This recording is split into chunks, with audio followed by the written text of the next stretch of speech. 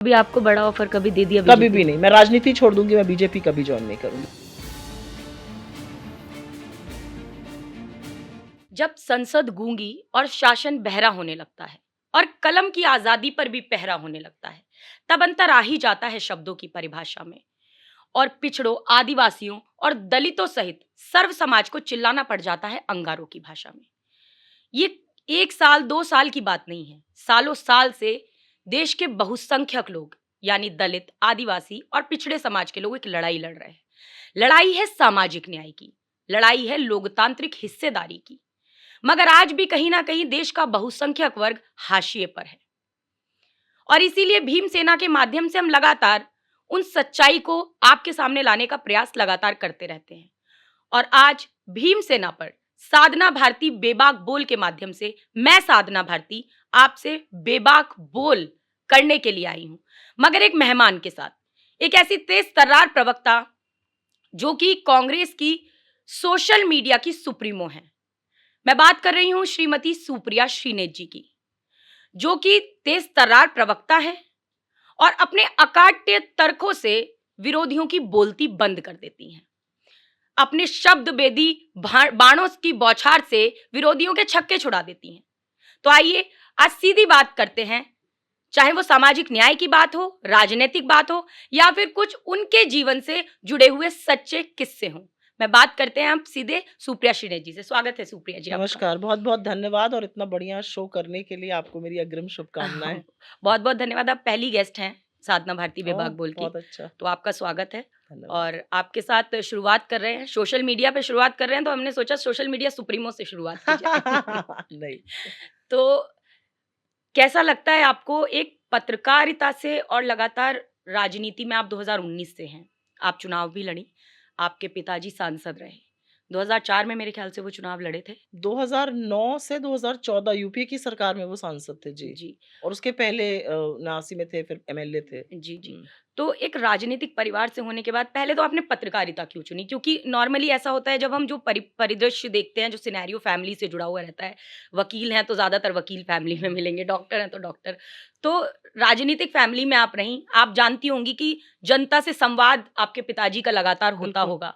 और जब एक आप जनता के प्रतिनिधि बन जाते हैं, वो भी एक प्रत्यक्ष चुनाव में, तो मुझे लगता है बहुत बेहतर तरीके से जनता से रूबरू हो पाते हैं। तो आपने क्यों पत्रकारिता चुनी? जी हाँ, बिल्कुल। ऐसा है कि जब मैं छोटी थी और जी। जब मेरे पिताजी राजनीतिक जीवन और मेरे पिताजी का राजनीतिक जीवन छात्र जीवन से शुरू हुआ था, तो मैंने अपने पिताजी को बहुत जूझते हुए लोगों के बीच में रहकर, उनको जननेता इसीलिए कहा जाता था कि वो लोगों के बीच में रहते थे, चाहे उनके थाना कचहरी हो, खेत मेड़ के झगड़े हो, हर चीज़ को सुलझाते थे। बड़े आंदोलन करते थे किसानों के लिए, बेरोज़गारों के लिए, युवाओं के लिए।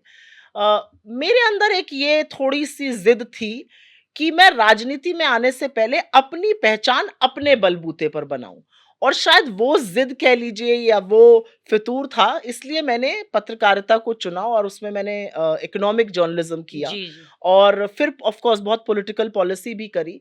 और कमाल की बात ये है कि मेरे राजनीति में प्रवेश के बाद, जबकि मेरे पिताजी कांग्रेस के सांसद थे, हमारे लीडरशिप से बड़े रूबरू थे और उनके काफ़ी अच्छे संबंध थे, तो लीडरशिप में कुछ लोगों को ज़रूर पता था। हाँ। लेकिन अधिकांश लोगों को ये नहीं पता था कि मैं क्या? कांग्रेस सांसद की बेटी हूँ, और तब भी नहीं पता था जब बीजेपी की सरकार आ गई थी। बीजेपी वाले हाँ। थोड़ा बैकग्राउंड चेक ज़्यादा करते हैं, हुँ। तो उनको पता था कि मेरा कांग्रेस का बैकग्राउंड है पारिवारिक रूप से, लेकिन कांग्रेस को नहीं पता था, और इसीलिए शायद मैं एक निष्पक्ष पत्रकार रह पाई। मुझे इस बात का फ़क्र है कि मैंने अपने बलबूते पर रिपोर्टर से लेकर एग्ज़ीक्यूटिव एडिटर तक का सफ़र तय किया, और जब मैं राजनीति में आई, तो मैं अपना एक एक्सपीरियंस लेके आई जो मैंने अपने बलबूते पर कमाया था। मेरा जी। नाम या जो भी मेरा एक मुकाम था पत्रकारिता हुँ। जगत में, वो मुझे किसी ने दिया नहीं था, वो हुँ। मेरे पिताजी की बदौलत नहीं था या परिवार, वो मेरे अपने बदौलत था। ऑफ कोर्स राजनीति में आके आपको बहुत सारी चीज़ें हम्बल तो करती हैं। आपको पत्रकारिता में दबाव नहीं लगा? आज की मीडिया तो बड़ा दबाव महसूस कर रही है ना? मुझे नहीं लगता दबाव महसूस कर रहे हैं, मुझे लगता है वो दबाव चाहते हैं।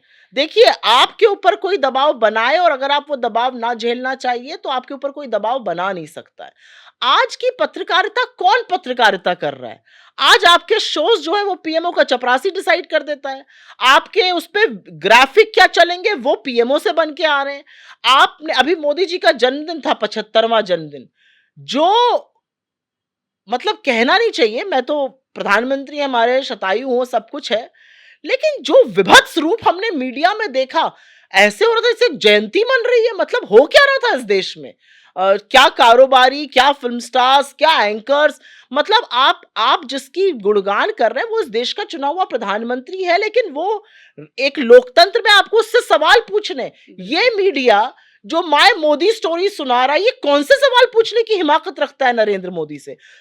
और इसीलिए शायद क्योंकि आपका चैनल और आपके जो ऑडियंस है वो सामाजिक न्याय में यकीन रखती है, इसीलिए आपको दलित, पिछड़े, आदिवासियों की आवाज नहीं सुनाई देगी, और इसीलिए इसीलिए हमें आपको बेरोजगारों की आवाज नहीं एक सुनाई चैनल के देगी। माध्यम से हमें पॉडकास्ट करना पड़ रहा है। बिल्कुल, एग्जैक्टली, क्योंकि ये जो विषय है ये टीवी पर आज डिस्कस नहीं नहीं हो रहा है। बिल्कुल। मैं अपने बारे में ये जरूर कहूंगी कि जब तक मैंने पत्रकारिता करी, मेरे ऊपर कोई ऐसा प्रेशर नहीं था। मेरे पिताजी की मृत्यु हो गई थी, तो मुझे चुनना था कि क्या मैं राजनीति में जाके चुनाव लड़ूंगी और मुखर रूप से राजनीति में आऊंगी, या मैं तो पत्रकारिता फिर करके आपने रहूंगी। 2019 चुना चुनाव लड़ने के लिए, उसके क्योंकि बाद 2019 का लोकसभा चुनाव उसके आया बाद था। क्यों नहीं? उसके मैं बाद बताती हूँ, जी। 2019 का लोकसभा चुनाव हुआ और मेरे सामने एक बहुत ही बढ़िया पेइंग जॉब थी, और जो विजिबिलिटी होती है टीवी चैनल बिल्कुल, एंकर बिल्कुल, की, और बिल्कुल। बहुत अच्छी लाइफ थी, और एक फिर ये था कि आप खाक छानेंगे, क्योंकि पॉलिटिक्स में कोई पेड प्रोफेशन नहीं है, आप बिल्कुल। चुनाव लड़ने जा रहे हैं, आप जीत भी सकते हैं, आप हार भी हार भी सकते सकते हैं, हैं, बहुत बिल्कुल। सारी चीजें होती है। लेकिन तब तक ना मैंने इनका जो टीवी पर दिखता है वो एक पर्दे के साथ दिखता है आपको, मोदी सरकार का, मैंने इनको बेपर्दा देख लिया था, और मुझे लगता था कि ये सही लोग नहीं है और ये देश को कहीं और ही ले जा रहे हैं। कई डिबेट्स में मैंने देखा है आप पर भी इस तरह के कमेंट्स करने का प्रयास भाजपा के द्वारा आपकी पत्रकारिता के समय की जो नहीं, कुछ पर मैं आपको बताऊं, अगर जी। मेरी पत्रकारिता में ऐसा कुछ होता कि मैं निष्पक्ष ना होती, तो अभी तक तो मेरी धज्जियां उड़ा चुके होते। बिल्कुल ठीक वो बात है। बेचारे ढूंढ ढूंढ कर कुछ ढूंढ ही नहीं पाते, वो बस ये कहते हैं नहीं, तो आपने फिर चुनाव एक लड़ एक लिया। नया नैरेटिव पेश किया गया कि Supriya Shrinate is very rude, वो बड़ी रूड अब हैं। रूड, एक बार अगर आपको तथ्य रूड लगते हैं तो हाँ बिल्कुल रूड हूं। अगर आपको लगता है कि आपके सच, अगर आपके झूठ को मैं झूठ साबित कर दूं, मैं बिल्कुल रूड हूं। आप मेरे नेता के खिलाफ बकवास करिएगा और मैं मुस्कुराते हुए सुनूंगी नहीं, बिल्कुल आपके ठीक नेता बात को है। 4 बात सुनाऊंगी तो बिल्कुल रूड हूं।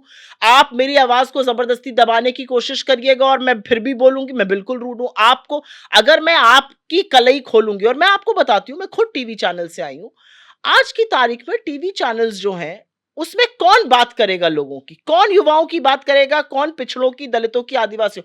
एक भी दलित, पिछड़ा, आदिवासी संपादक है क्या आज की टीवी इंडस्ट्री में या न्यूज़पेपर इंडस्ट्री में? वो क्या समझे दंश क्या होता है झेलने का, वो नहीं बात कर सकते। लेकिन वो एक आपसे बहस करते हैं आरक्षण क्यों होना चाहिए। आरक्षण इसलिए होना चाहिए, और मैं आपको अभी थोड़ी देर पहले ये बता रही थी, जी। मैं एक प्रोग्राम में गई, बहुत हाँ, अच्छा हाँ। पॉडकास्ट था, बहुत बहुत होनहार बच्चे थे वहां पर। 10 बच्चे थे, उनमें से एक ने पूछा आप क्या आरक्षण है 2025 में? मैंने कहा आप में से कितने दलित हैं? एक हाथ नहीं उठा। आप में से कितने पिछड़े? एक हाथ नहीं उठा। आदिवासी तो छोड़ ही दीजिए, जी। अल्पसंख्यक एक हाथ नहीं।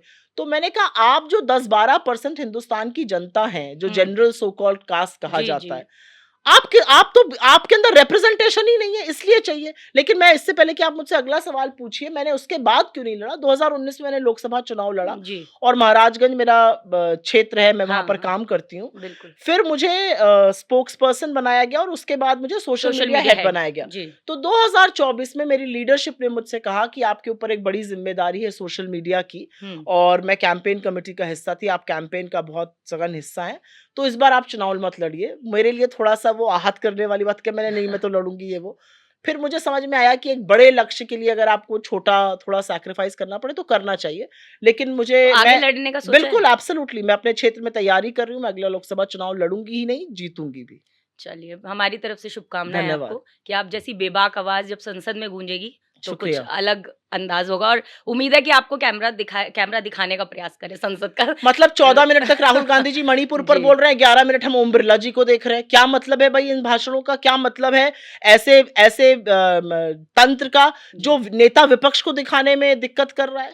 एक सवाल और है कि देखिए, जब वीपी सिंह जी ने मंडल कमीशन लागू किया, लड़ाई रुकी नहीं है। आदिवासी, पिछड़े और नहीं। ओबीसी, ये जो दलित वर्ग है, सब लगातार घटनाएं हम देखते हैं आए दिन।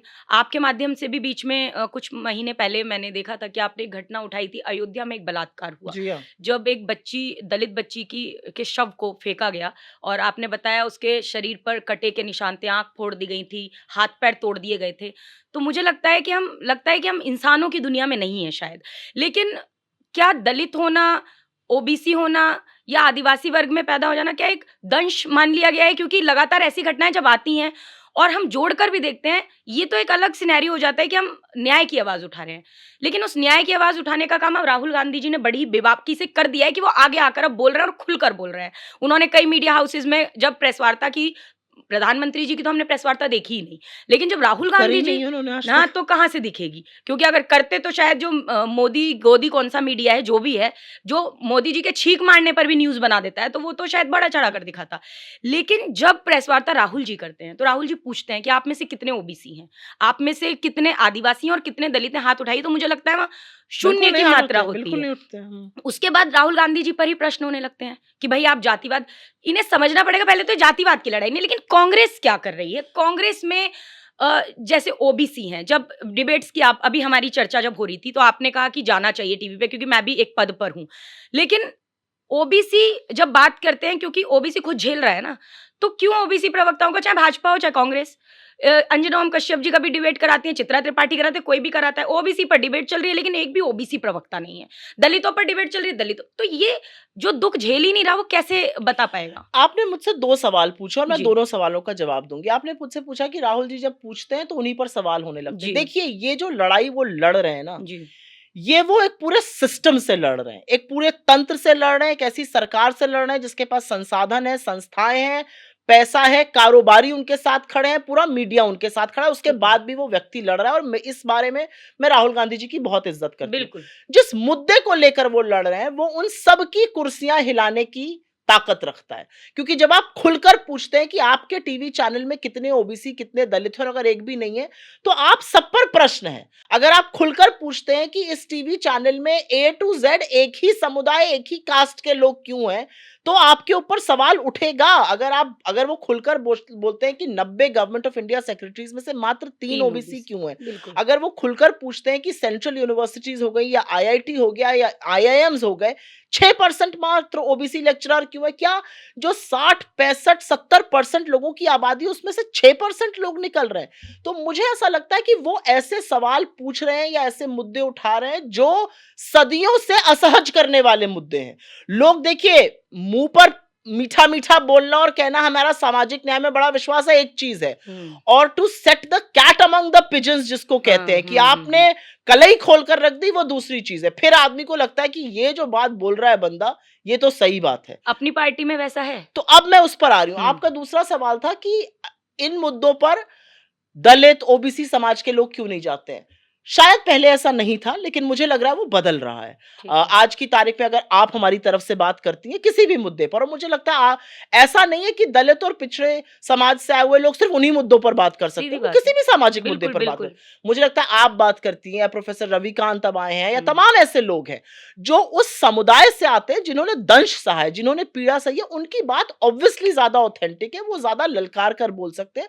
मुझे लगता है कि जो हमारा रायपुर अधिवेशन के बाद 50% चेंज हुआ कॉन्स्टिट्यूशन की, जी। 50% जो हमारे पदाधिकारी हैं वो दलित, ओबीसी, अल्पसंख्यक समाज से आएंगे, पिछड़े समाज से आएंगे, और उसमें से 50% लोग 50 वर्ष से आयु में एक कम इस होंगे। वाले को इससे जोड़कर देखा गया कि हाँ, जब तो आदरणीय मुझे लगता है कि वो एक बड़ी पहल है, हाँ, और वो पहल अब आपको टीवी में या कहीं कहीं दिख रही है। जब अधिवेशन के बाद ये 50% की बात हुई, तो हमने लगातार इस बात को बहुत अच्छे से उठाया। हम्म, लेकिन एक तरफ बात होती है जब 40% आपने टिकट दी उत्तर प्रदेश में महिलाओं को, हम्म, और मुझे लगता है पहली बार किसी ने ऐसा इतना बड़ा कदम उठाया होगा, ऐतिहासिक था वो। ऐतिहासिक था। हम्म। लेकिन उसका जिस तरीके से बीजेपी के द्वारा या आरएसएस के द्वारा बाद में जो मजाक बनाया गया, क्योंकि देखिए रिजल्ट किसी के हाथ में तो होते नहीं चुनाव के, लेकिन कहा जी पहले 40% लड़कियों लड़ सकती हूँ करा था, अब 50% इनको दे दिया तो क्या ही कर लेंगे, उस तरह की एक टोन दिखाई देती है, एक एरोगेंस दिखाई देता है, बीजेपी के प्रवक्ता या इस तरह से बोलते हैं। साधना, मुझे आप एक बात बताइए, जी, जो संस्था अपने बीच में महिलाओं को नहीं रखती है, जी, जी, जिसकी महिलाओं की सदस्यता नहीं है, जो आधी आबादी को इस तरह से नकार कर जी रही है, वो संस्था कभी महिलाओं की बात कर सकती है? बीजेपी में महिलाओं का जो दोयम दर्जे की नागरिक है वो, या आरएसएस में वो उनकी कहते हैं कोई द्रौपदी वजूद मुर्मू ही नहीं जी है। को बनाया है हमने। देखिए, आपने द्रौपदी मुर्मू जी को बनाया है। आर्टिकल 50 कॉन्स्टिट्यूशन का क्या कहता है? पार्लियामेंट का मतलब होता है Lok Sabha, Rajya Sabha and president of India. उन द्रौपदी मुर्मू जी को आपने पार्लियामेंट के इनॉग्रेशन के लिए क्यों नहीं बुलाया? Draupadi Murmu ji first citizen of this country हैं। आपने first citizen of this country को राम मंदिर के प्राण प्रतिष्ठा में क्यों नहीं बुलाया? क्योंकि आपकी जो छवि थी, आपके ऊपर जो कैमरा फोकस था मोदी जी के ऊपर, वो हट जाता। सिंबॉलिक बातें मत करिए। सिंबॉलिक तो आपने श्री रामनाथ कोविंद जी को, इस देश का राष्ट्रपति भी थे, जब शिलान्यास हुआ तब भी आपने उनको नहीं बुलाया। उद्घाटन पे आपने एक आदिवासी महिला राष्ट्रपति को नहीं बुलाया। मेरा अपना मानना है कि देखिए, सिंबॉलिज्म के आगे एक दुनिया है। हम सिर्फ सिंबॉलिज्म की बात करते हैं कि फलाने पदाधिकारी ना, आप कितने लोगों को टिकट देने में, कितने लोगों, आज एआईसीसी सेक्रेटरी बने, उसमें देखा गया X% ओबीसी होंगे, X% दलित होंगे। मैं सोशल मीडिया चलाती हूं, मैं आपको बताती हूं, मेरी टीम में करीब 47 लोग ओबीसी हैं। अच्छा। मेरी टीम में 21 लोग दलित हैं। और वो इसलिए है क्योंकि जो नैरेटिव हम चलाने की कोशिश कर रहे हैं, जिन बातों को हम आगे बढ़ा रहे हैं, वो बातें तभी आगे बढ़ेंगी जब उनके द्वारा आएंगी। अदरवाइज वो थोपी हुई बातें हैं, वो समझी हुई बातें हैं। और मुझे ऐसा लगता है कि कांग्रेस पार्टी, एक मामले में अंतर है कांग्रेस पार्टी में, जब कांग्रेस कुछ ठान लेती है तो उस पर खड़ी हो जाती है।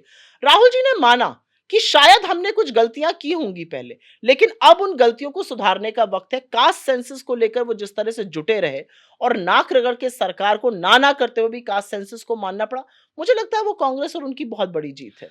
तो पर बीजेपी से मेरी कोई एक्सपेक्टेशन नहीं है। बीजेपी अपने नेता, बीजेपी के प्रधानमंत्री मोदी जी ऐसे लोगों का प्रचार करते हैं जो मास रेपिस्ट है, प्रज्वल रेवन्ना। ब्रजभूषण शरण सिंह को वोट के कारण हटाया नहीं जाता है। कुलदीप सिंह सेंगर को तब तक गिरफ्तार नहीं किया जाता जब तक कोर्ट ऑर्डर नहीं देता। ये सब दोषी लोग हैं। रामदुलार गौंड, पॉक्सो एक्ट में दोषी पाया गया व्यक्ति, आपने उसको एमएलए का टिकट दिया, एमएलए बनाया, और उसके ऊपर ये सारे आरोप थे। तो कहीं ना कहीं जो बीजेपी की कार्यशैली है या जो लुक, और हम पिछड़े दलित आदिवासियों की बात कर रहे हैं, महिलाओं को मत भूलिए। हम शायद सबसे ज्यादा दंश सहते हैं, आप कहीं के भी हो, और वो बीजेपी, मतलब बीजेपी किन महिलाओं की बात करती है? द्रौपदी मुर्मू जी को आप कह रही हैं उन्होंने एक तरीके से बढ़ाया लेकिन नहीं बुलाया, इनॉग्रेशन में नहीं बुलाया। तो इसका मतलब आपका ये कहना है कि भाई एक आदिवासी फेस इन्हें आगे करना था, तो उसके नाम पे वोट लेने के नाम पे भी करा जा सकता है ये वाला काम।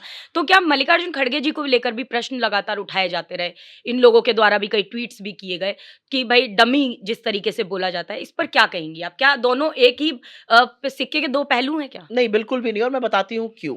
हमारे राष्ट्रीय अध्यक्ष कांग्रेस के 10,000 डेलीगेट्स ने चुनकर सेलेक्ट किए हैं। वो कोई पर्ची लिखकर रात को 8 बजे नहीं आ गई थी अमित शाह के दफ्तर से या मोदी जी के दफ्तर से कि आरएसएस से ये नाम आया, इसको बना दीजिए, जैसे कि नड्डा जी या अमित शाह जी या फलाने जी या ढिमकाने जी उनके यहाँ बनते हैं। डेलीगेट्स ने, पीसीसी डेलीगेट्स ने, एआईसीसी डेलीगेट्स ने उनको चुना है। मल्लिकार्जुन खड़गे जी का जो निर्वाचित सदस्य होने का एक्सपीरियंस है, इलेक्टेड मेंबर होने का, वो 60 साल का है। 60 साल उम्र नहीं होगी बीजेपी वालों की आधों की। 60 साल वो निर्वाचित सदस्य रहे, एमएलए रहे, एमपी रहे, लीडर ऑफ ऑपोजिशन रहे, मिनिस्टर रहे, होम मिनिस्टर रहे, अपने कर्नाटक सरकार में तमाम पोर्टफोलियोज उन्होंने संभाले।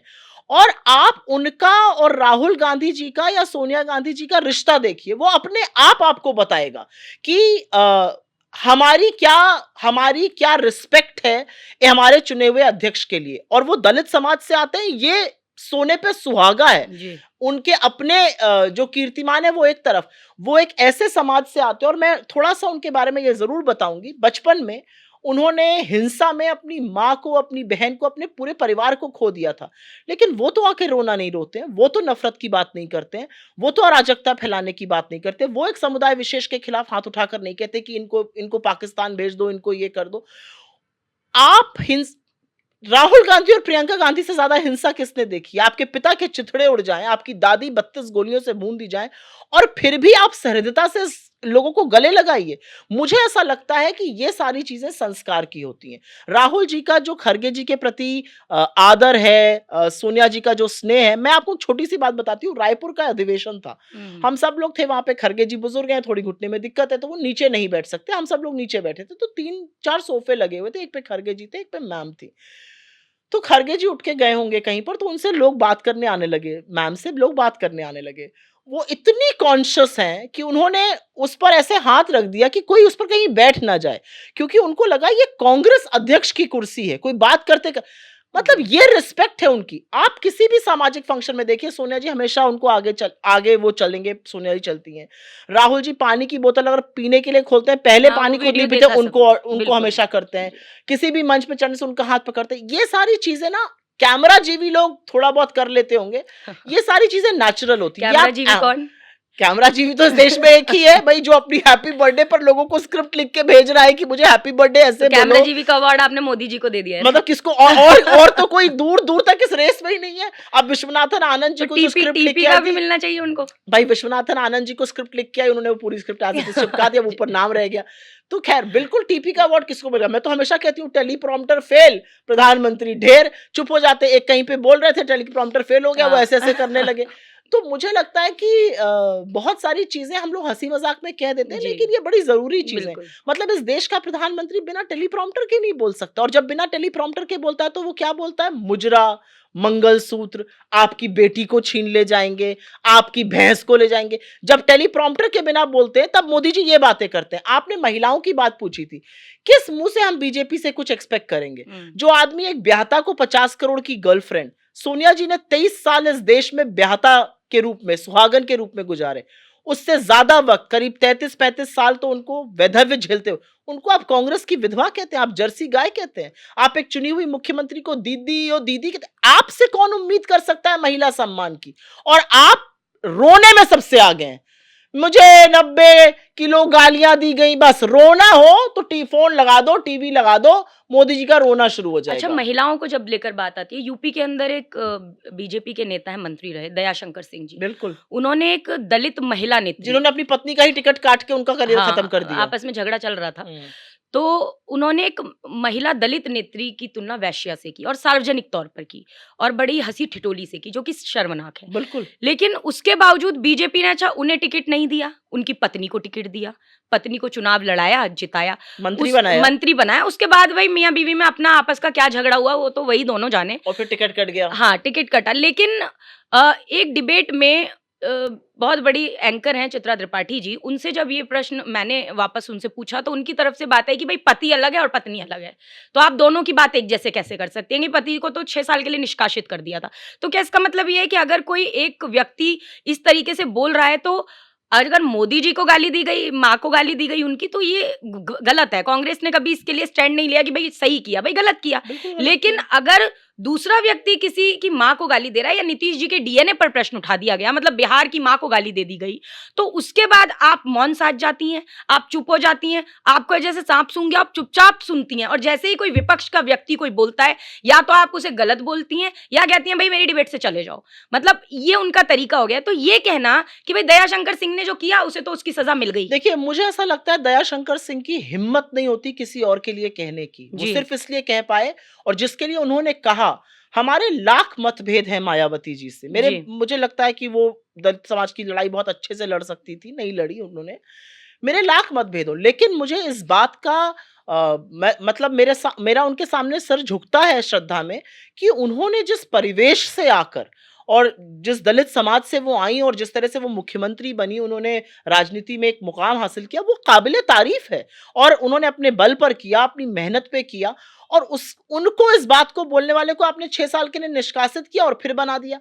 आप ये बात दयाशंकर सिंह के लिए बोल रहे हैं, दिल्ली की बात कर लीजिए। जी। निशिकांत दुबे ने अपनी हम्म। साथी सांसद और विधायिका को वैशाली की नगरवधु कहा था। वैशाली की नगरवधु का मतलब क्या है? उसको बैठ के ऐसे इंटरव्यू लिया जा रहा है जैसे बिल गेट्स आ गए, उनका इंटरव्यू लेना है। क्यों लेना है ऐसे व्यक्ति का इंटरव्यू? क्यों ऐसा व्यक्ति बीजेपी में इतने चाहने वालों की लिस्ट में शामिल है? क्यों वो अमित शाह का सबसे बड़ा चहेता है? बीजेपी की, और आप ये सही कह रही हैं, क्या सोनिया जी किसी की मां नहीं है?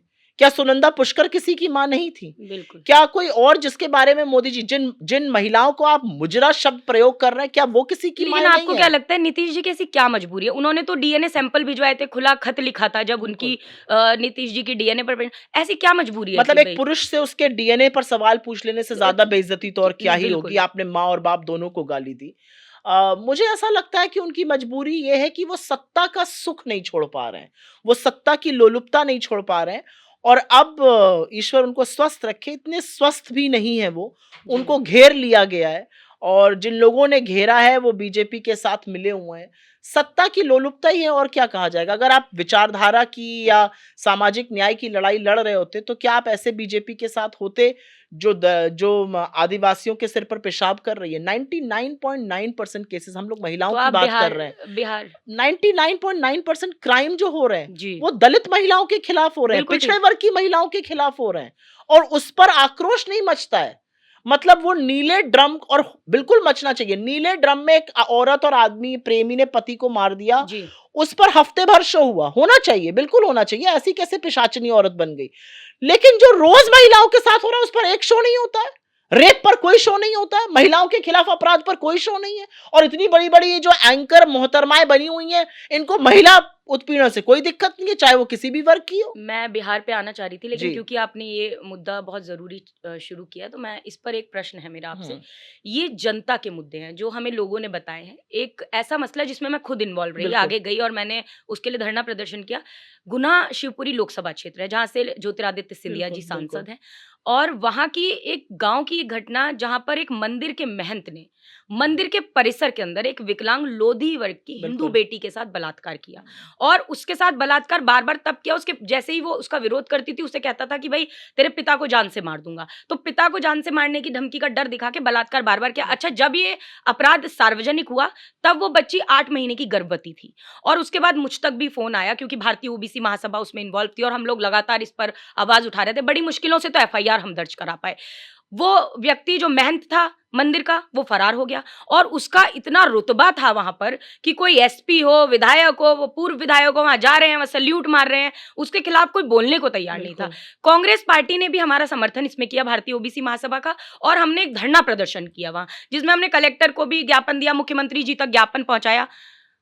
उसी दिन की बात है कि उस लड़की की डिलीवरी हुई, बलात्कार पीड़िता की। मुझे लगता है आज़ादी से और आज तक के इतिहास का पहला मैटर, जहाँ पीड़िता प्रेग्नेंट हुई, उसने एक बच्चे को जन्म दिया। आज 1 साल से ऊपर हो गया है। ये अगस्त 2024 की मैं आपको घटना बता रही हूँ, और वो बच्चा अब 1 साल से ऊपर का होने जा रहा है, लेकिन अभी तक आरोपी फरार है। वो बाबा महंत पकड़ा नहीं गया। एसपी साहब से बात करो तो कहते हैं जी हमने तो उनके ऊपर इनाम बढ़ा दिया है, वो तो फ्रॉडिया है, मल्टीपल आईडीज़ हैं उसके पास। इस तरह की घटनाएँ, तो आप इस पर किस तरह का रुझान है आपका? क्या होना चाहिए इनमें? और ये अगर कानून नहीं, पुलिस नहीं पकड़ पा रही, तो और कौन पकड़ेगा? साधना जी, देखिए मेरा एक बहुत ही सिंपल सा कहना है, और क्योंकि जी, मैंने राजनीति को बचपन से देखा है बहुत जी, करीब से। अगर पुलिस और प्रशासन चाह जाए तो मंदिर के बाहर की चप्पल चोरी नहीं होगी। एक आदमी कहाँ फरार हो जाएगा। इसी इसी हिंदुस्तान में होगा, इसी धरती पर घूम रहा है। पुलिस चाह जाए तो कहाँ-कहाँ से लोगों को पकड़ के ले आती है। ये सारी ढोंग की बात है। ये वाकया सुनकर मैं स्तब्ध हूँ कि उस बेचारी बच्ची पर ही उसके भरण-पोषण का सारा दारोमदार है। मुझे ऐसा लगता है कि आज़ादी के 78 साल हम किस मुँह से बहुत गर्व से मनाते हैं, जब समुदाय विशेष के लोगों के साथ ऐसा होता है। जी, और पुलिस और प्रशासन के आगे हमारी बेटियां जो हैं वो बेबस हैं। ये क्या है? ये बेबसी है। आप ना उसको जो आरोपी है उसको पकड़ पा रहे हैं, ना आप बेटी को न्याय दे पा रहे हैं, तो आप किस बारे के एसपी, एसएसपी, डीएम, कलेक्टर, मुख्यमंत्री बने हुए हैं। मुझे आप एक बात बताइए, ये जो प्रशासन, पुलिस या पॉलिटिक्स में लोग हैं, हम लोगों का क्या रोल है? हम लोगों का रोल ये थोड़ी है कि हम पॉडकास्ट तो हम दिन में एक करते हैं, या बिल्कुल। चलो 10 दिन में एक कर लिया। हमारा रोल ये है कि जिनको दिक्कत है उनके साथ खड़े रहें। हमारा रोल ये है, अगर हम मुख्यमंत्री हैं, कि हर व्यक्ति को न्याय मिले। अगर हम पुलिस हैं तो जो गलत जिसके साथ हुआ है आरोपी को सजा मिले, जो विक्टिम है उसको न्याय मिले। बिल्कुल। अगर हम वो नहीं कर रहे तो हमारे होने ना होने से मतलब क्या है? तो ये सारी जो बातें हैं, ये सारी जो घटनाएँ, ये कहीं न कहीं ना अ ये जो रोल है लोगों का, उसी पर सवाल खड़ा कर देती है। मतलब एट वन लेवल आप भी बेबस फील करते हैं। आप मन महसूस करके कैसे ऐसा हो सकता है? लेकिन ऐसा हो रहा है इस देश में। अभी जीतू पटवारी जी मध्य प्रदेश जी कांग्रेस के हाँ। अध्यक्ष हैं, और उन पर एक एफआईआर दर्ज हुई थी, और वो एफआईआर की गई थी कि इन्होंने मैनिपुलेट करके किसी से कुछ कहलवाया। मसला ये था, मैं आपको पूरा मैटर बता देती हूँ, उस पे मैं चाहती हूँ कि आप अपनी बात रखें। और क्या ऐसा हो सकता है जिस तरह की बात है, एक व्यक्ति मध्य प्रदेश के अशोकनगर जिले के गांव का, जिसकी कि सरपंच से कुछ पर्ची मांगने गया था, गरीब परिवार का बच्चा था, और वो भी ओबीसी वर्ग से वो आता था, लोधी समाज का था वो लड़का। और जब वो गया राशन की पर्ची मांगने, तो सरपंच से बहस हुई, उसने उसको मारपीट की, उसको मानव मल खिलाया गया। ये घटना लेकर जब जीतू पटवारी जी उस इलाके में जब एज अ प्रदेश अध्यक्ष जब वो जाते हैं तो उन पर उनके पास वो लड़के पहुंचते हैं और वो लड़के अपनी आपबीती रखते हैं और वो वीडियो लगातार वायरल हुआ कि जीतू पटवारी जी कलेक्टर को फोन करते हैं और कलेक्टर से कहते हैं ये भाई क्या हो रहा है हमारे प्रदेश में, तो आप इस पर एक्शन लीजिए। कलेक्टर कहता है मल की बात मेरे सामने आई थी लेकिन इसने मना कर दिया। उस लड़के ने कहा मैं डर गया था। बाद में उसी लड़के के द्वारा उस लड़के को लगातार वो कुछ दिनों तक गायब रहा, दिखाई नहीं दिया और एक एफआईआर दर्ज हुई कि जीतू पटवारी जी ने उस लड़के से वो सब कहने के लिए कहा।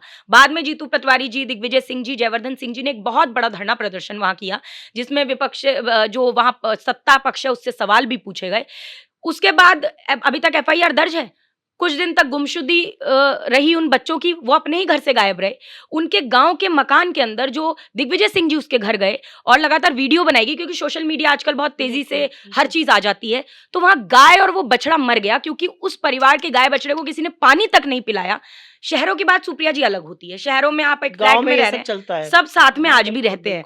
तो उसके बावजूद उन परिवार वालों से पूछा दिग्विजय सिंह जी ने, भाई गैया को पानी तो दे सकते थे आप, तो उन्होंने कहा कि नहीं हम पे तो केस हो जाएगा अगर हम ऐसा करेंगे। तो और जो एफआईआर अगर केस तो गौ हत्या का होना चाहिए आप सब लोगों पर, क्यों नहीं आपने पानी पिलाया? उसके बाद इतनी बुरी दर्दनाक घटना, उसके बाद भी वो परिवार कई दिनों तक गायब रहा, कोई पूछ परख नहीं।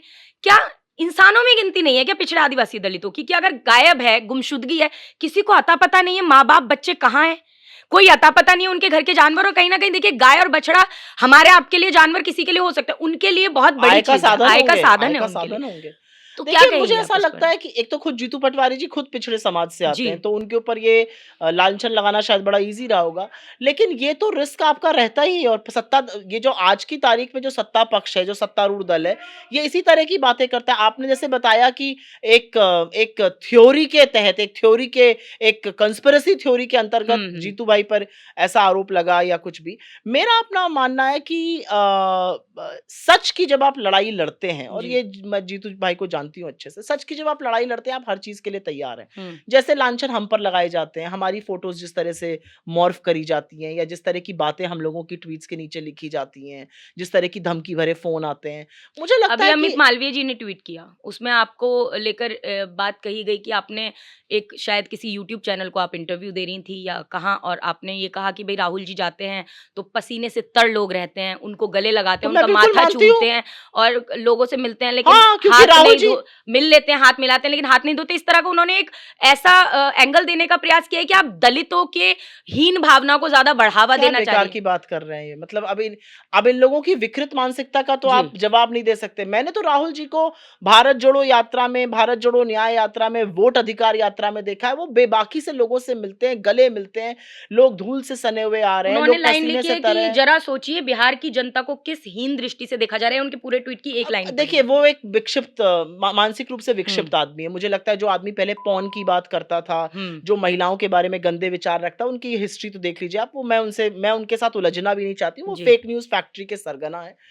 मैं राहुल जी की बहुत कायल हूं इस बारे में कि वो बिल्कुल भी किसी के बीच भेदभाव नहीं करते हैं। वो जबरदस्त अजनबियों को गले लगाते हैं, वो लोगों से मिलते हैं, पसीने से लोग तर रहे हैं, धूल धक्कड़ में हैं, लोग आ रहे हैं, मिल रहे हैं। मुझे याद है भारत जोड़ो यात्रा में एक मैकेनिक आया, उसके हाथ में पूरे डीजल के तेल लगा हुआ था, और राहुल जी ने उससे हाथ मिलाने के लिए हाथ बढ़ाया तो उसने अपने हाथ ऐसे कर ली कि मैं आपसे कैसे बुलाऊं। उसने कहा कोई बात नहीं। राहुल जी ने उसका हाथ लेके बढ़ाया, उसको गले भी लगाया, उनके कपड़ों पर भी वो डीजल और मोबिल थोड़ा लगा हुआ। एग्जैक्टली। तो मुझे लगता है कि ये बात कहने की बात है, ये अच्छी बात है, ये कहनी चाहिए कि लोगों के साथ भेदभाव नहीं होना चाहिए। मोदी जी तो बच्चों से तार लगाकर मिलते हैं, तार के पीछे बच्चे हैं, उनकी हीन भावना क्या है? बीजेपी जो है वो फेक झोपड़ियों को भी छिपाया जाता है, फेक न्यूज की फैक्ट्री है। मैं उनके साथ बहस नहीं करना चाहती हूँ, लेकिन मेरा अपना मानना है कि आज अगर आप राजनीति में हैं और विपक्ष की राजनीति कर रहे हैं तो आप सारे हथकंडों के लिए तैयार रहिए। मतलब मेरी पिक्चर मॉर्फ करके, मेरे ट्वीट कोई मॉर्फ करके कि मैंने ऐसा कहा था, मैंने कभी ऐसा कहा ही नहीं था। बीजेपी की आईटी सेल मेरे ट्वीट चलाती रहती है,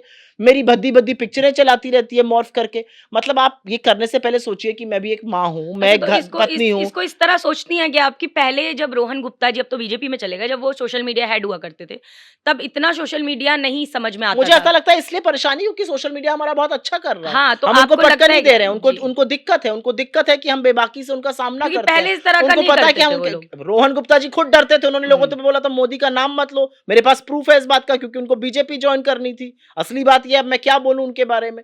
लेकिन हाँ, मैं ये जरूर बोलना चाहती हूँ कि आप जब लड़ाई थोड़े दमखम के साथ करते हैं तो उधर से अटैक भी दमखम का आएगा। लेकिन रही पार्टी अक्टूबर, कांग्रेस पार्टी में कैसा रहा है, कितने बड़े पद दिए, रोहन गुप्ता जी रहे, राधिका खेड़ा जी, और अब नाम गौरव वल्लभ जी, इतने बड़े बड़े नाम, ये सब कायर लोग हैं, उसके बाद ये लोग तो ये सब कायर डरपोक लोग हैं। ऐसा क्यों है कि एक बड़ी श्रृंखला है लाइन से जो चली जाती है और कल तक कुछ और कहते साधना जी देखिए, आप जिस समाज से आती हैं या हम्म, आप जो लड़ाई लड़ रही हैं, आप जो राजनीति में हैं, वो दूसरे कारण से हैं। आप जी सिर्फ सत्ता के सुख के लिए यहाँ पर नहीं है। आप यहाँ पर इसलिए हैं क्योंकि आपको एक न्याय की उम्मीद है। कांग्रेस पार्टी में रहकर आप वो लड़ाई लड़ सकती हैं। बिल्कुल मैं कांग्रेस पार्टी में इसलिए हूं क्योंकि मुझे विश्वास है कि कांग्रेस से बेटर भारत का रिप्रेजेंटेशन दूसरा कोई नहीं कर सकता। चाहे वो सर्वधर्म समभाव की बात हो, चाहे वो रिप्रेजेंटेशन की बात हो, चाहे वो सामाजिक न्याय की बात हो, चाहे वो पेट्रियटिज्म हो। हमें किसी से सर्टिफिकेट नहीं चाहिए। कुछ लोग ऐसे जरूर कांग्रेस में रहे हैं और उसमें से दो कैटेगरी है लोगों की। एक है जो चांदी का चम्मच मुंह में लेकर पैदा हुए, या तो वो सत्ता में हमेशा रहे, या उनके पिताजी रहे, या उनके दादाजी रहे। तो अब जब सत्ता चली गई 11 साल से, तो बेचारे कैसे बने रहेंगे। तो वो सत्ता की गोदी में जाके उनको बैठना ही था। तो सबसे पहले वही लोग गए जो चांदी का चम्मच लेके पैदा हुए थे। दूसरी एक कैटेगरी थी जिसने कांग्रेस इसलिए ज्वाइन करी थी क्योंकि कांग्रेस सत्ता में थी, उन्होंने भी सत्ता का लाभ उठाया और कांग्रेस का पद संभाले। और जब टाइड बदली तो उनको भी, देखिए, सत्ता में बैठकर लड़ाई लड़ना और विपक्ष की लड़ाई लड़ने में बहुत अंतर है। विपक्ष की लड़ाई में आपके ऊपर मानहानि के मुकदमे होंगे, आपको घसीटा जाएगा प्रदर्शन के दौरान, आपको बालों से भी खींचा जाएगा, आपको तमाम अपशब्द कहे जाएंगे। आपके बच्चों के लिए, मतलब मेरी तो बेटी के लिए ऐसे ऐसे फोन आते हैं, ऐसी ऐसी चीजें लिख के आती है मेल पर कि एक माँ होते हुए मैं गला दबा दूं आदमी का। लेकिन ठीक है, आप वो पढ़ते हो और आपको लगता है कि ये आपकी मानसिकता है, ये मेरी मानसिकता है, क्या इसमें बोलना है। पर आपकी बेटी को कोई रेप की थ्रेट दे रहा है तो आपका क्या मतलब होगा। लेकिन ये मैंने अपने नेता से सीखा है कि जो वो मेरे बारे में बोल रहे हैं, मैं वो थोड़ी हूं, मैं कुछ और हूं, मैं अपनी असलियत जानती हूं, बोलने दीजिए उनको। तो इस तरह के लोगों ने बीजेपी ज्वाइन करी और मुझे ऐसा लगता है वो सब कायर थे, वो लड़ नहीं सकते थे, उनके अंदर ताकत नहीं थी लड़ने तो की। कभी आपको बड़ा ऑफर कभी दे दिया कभी बीजेपी भी ने? नहीं। मैं राजनीति छोड़ दूंगी, मैं बीजेपी कभी ज्वाइन नहीं करूंगी, ये मैं बहुत स्पष्ट हूँ। कुछ चीजें आपकी लाइफ में ना बिल्कुल क्रिस्टल क्लियर रहती हैं। जी। आपको अपने परिवार को लेके कुछ चीजें बिल्कुल क्लियर हैं। आपको कुछ सिद्धांत तो हैं ये जिस ये पर आप, लड़ाई जो आपकी ये कुछ विचारधारा की वजह से है या फिर? विचारधारा, टोटल विचारधारा। जी। बिल्कुल, मेरे पास जो एक पहला फ़ोन आया जब मैंने रिज़ाइन किया, वो जी। बीजेपी के बड़े मंत्री का था। अच्छा। उन्होंने मुझसे कहा, "अरे! जब चुनाव ही लड़ना तो हमारी तरफ ही आ जाते।" मेरे अच्छे संबंध थे, मैं हाँ। पत्रकार थी, नहीं, एडिटर सही थी, बात मिलती है, थी। उसमें तो व्यक्तिगत मैंने संबंध हो कहा सकते हैं। कि नहीं, व्यक्तिगत नहीं, मैं एडिटर थी तो मैं सब कुछ, मैंने कहा आप ही जी। के खिलाफ तो लड़ना है, आपकी सोच के खिलाफ, तो आपके पास कैसे आ जाती? तो वो हँसते, "अरे! कभी पता नहीं चला?" मैंने कहा, "वो मेरी निष्पक्षता है कि आपको पता नहीं चला।" लेकिन कुछ चीज़ें आपके दिमाग में बिल्कुल आपके परिवार के बारे में कुछ सिद्धांत हैं जिनके साथ आप कभी फैसला नहीं करेंगे। और कुछ ऐसी चीजें जो आपकी पहचान है। मुझे ऐसा लगता है कि कांग्रेस एक तरह से मेरी पहचान है और मैं इस विचारधारा को छोड़कर दूसरी विचारधारा में शामिल हो जाऊं। कोई डॉक्टर ने तो देखे लिख के पर्चा दिया नहीं है कि जी, आपको राजनीति करनी है। तो जी। जब डॉक्टर ने पर्चा लिख कर दिया नहीं है, जब जीवन उस पर निर्भर नहीं है, अगर कभी ऐसा दिन आया कि आपको चुनना पड़ा तो आप छोड़ दीजिए राजनीति। लेकिन मुझे ऐसा लगता है कि आपका ज़मीर क्या कहता है आपको, जब आप आज कांग्रेस का बचाव कर रहे हैं और कल कांग्रेस को गाली दे रहे हैं। आज नरेंद्र मोदी जो हैं उन्होंने ये गलतियां करी हैं, कल राहुल गांधी सबसे खराब है। ये कैसे लोग कर सकते हैं? और ये लोग अपने घर में अपने बच्चों से आंख में आंख कैसे मिलाते हैं? मेरे बच्चों को लगता है कि ये एक तरह की लड़ाई लड़ती हैं। इनके लिए राहुल गांधी ये अच्छी चीज है, ये मोदी की खराब चीज है। उनको बैलेंस्ड व्यू एक है। अब मैं कल जाकर को, नहीं भाई, तुमने जो मुझे 6-7 साल से करते हुए देखा वो नहीं है, मेरा व्यू तो अब बिल्कुल बदल गया है। तो मेरे बच्चे मुझे नहीं कहेंगे क्या टर्नकोट औरत है यार ये, तो पता नहीं ये लोग कैसे कर लेते हैं। तो आपकी बेटी क्या कर रही है इस वक़्त? मतलब I don't want to talk about my children, they are very okay. Personal, they don't want to be told. हुँ। She is going to pursue मगर आईआर एंड पब्लिक मेरा पूछने पॉलिसी। का सिर्फ़ इसलिए था कि अगर वो भविष्य में राजनीति में आना चाहें तो नहीं, मुझे आर नहीं यू लगता ओके मेरे विद कोई भी दैट? बच्चे इंटरेस्टेड हैं, अच्छा, वो बिल्कुल अभी नहीं, नहीं तो आप भी पहले, क्योंकि पत्रकारिता आप भी ठीक अपनी है, एक वो अपने पहचान। बल पे कुछ करना चाहे, अभी तो वो बिल्कुल इंटरेस्टेड नहीं है, उनमें से कोई भी इंटरेस्टेड नहीं। वो अपना वो एक लॉ करना चाहते हैं, वो कर रहे हैं, और एक आईआर इंटरनेशनल रिलेशंस परस्यू कर रही हैं, वही कर रहे हैं। अच्छे चलिए अच्छा है। बढ़िया है। एक चीज़ मुझे पूछनी है, ये थोड़ा-सा पर्सनल पर्सनल है। हम्म। मुझे याद है हम कर्नाटक में थे और हुबली में सोनिया जी बहुत समय के बाद प्रचार के लिए अपनी रैली में आई थी। हाँ हाँ हम हाँ दोनों बैठे थे उस हाँ टाइम पे हाँ। पीछे, और आप उस टाइम भी अपने काम में, मैंने देखा है कि आप कहीं भी रहती हैं अपने काम में मशरूफ रहती हैं, कुछ देखना क्योंकि पड़ता है ना हाँ, क्या चल आप रहा हर है। वक्त लगातार। हाँ और आपने उस दिन बताया कि भाई मोदी जी का जो रोड शो है पूरा, और भीड़ भाड़ कुछ नहीं है, और वो जरा सी भीड़ को कट कर बार करके के दिखा बार रहे बार हैं सेम बार बार शॉट्स। बार बार आपने मुझे वो दिखाया था। और फिर बीच में अचानक सोनिया जी खड़ी हुई, आपने उनकी तरफ देखकर बोला I love that lady, I I totally love love this her. Lady. हाँ, तो मुझे लगा कि बीच कन्वर्सेशन में अचानक से मैंने कहा, सुप्रिया जी की कौन सी भावनाएं इतनी ऊपर आ गई। तो मैं पूछना चाहती हूँ कि एकदम से आपने कुछ मुझे क्या बहुत ऐसा। प्यार है मैम जी, से, मुझे तो बहुत ही अच्छी लगती हैं वो। क्या उनका सबसे ज्यादा ऐसा पसंद जो आपके मुंह से, क्योंकि आई वो थिंक वो हाँ ग्रेस। सोच के निकली हुई बात नहीं थी। बिल्कुल हाँ, वो एकदम से मतलब मैं उनको बहुत बहुत मुझे पसंद है, वो उनका ग्रेस, उनकी डिग्निटी। आप उनसे पहली बार कब मिली थी? नहीं मैं पहले मिली थी बिकॉज़ मेरे फादर कांग्रेस के एमपी थे, तो हाँ, ऐसे मिली थी नहीं मैं। पर कैसे मैं भी, आपको लेकिन उनका फर्स्ट। बड़प्पन बताती हूँ, मैं जी। आपको बताती हूँ मुझे वो क्यों, मतलब वो हम्म। उनके जैसा कोई नहीं है। जी। मेरे फादर की डेथ हुई 2016 में, तो ओके। हम लोग एम्स में हुई थी, तो हम महाराजगंज जाके क्रेमेशन करना था, तो हम लोग लखनऊ जा रहे थे जी। With the ambulance. तो मेरे पास फ़ोन आया और वो 2301 टाइप का नंबर जी। था, तो जी। मुझे पता था हाँ। लुटियंस दिल्ली में ही हाँ। किसी हाँ। का है।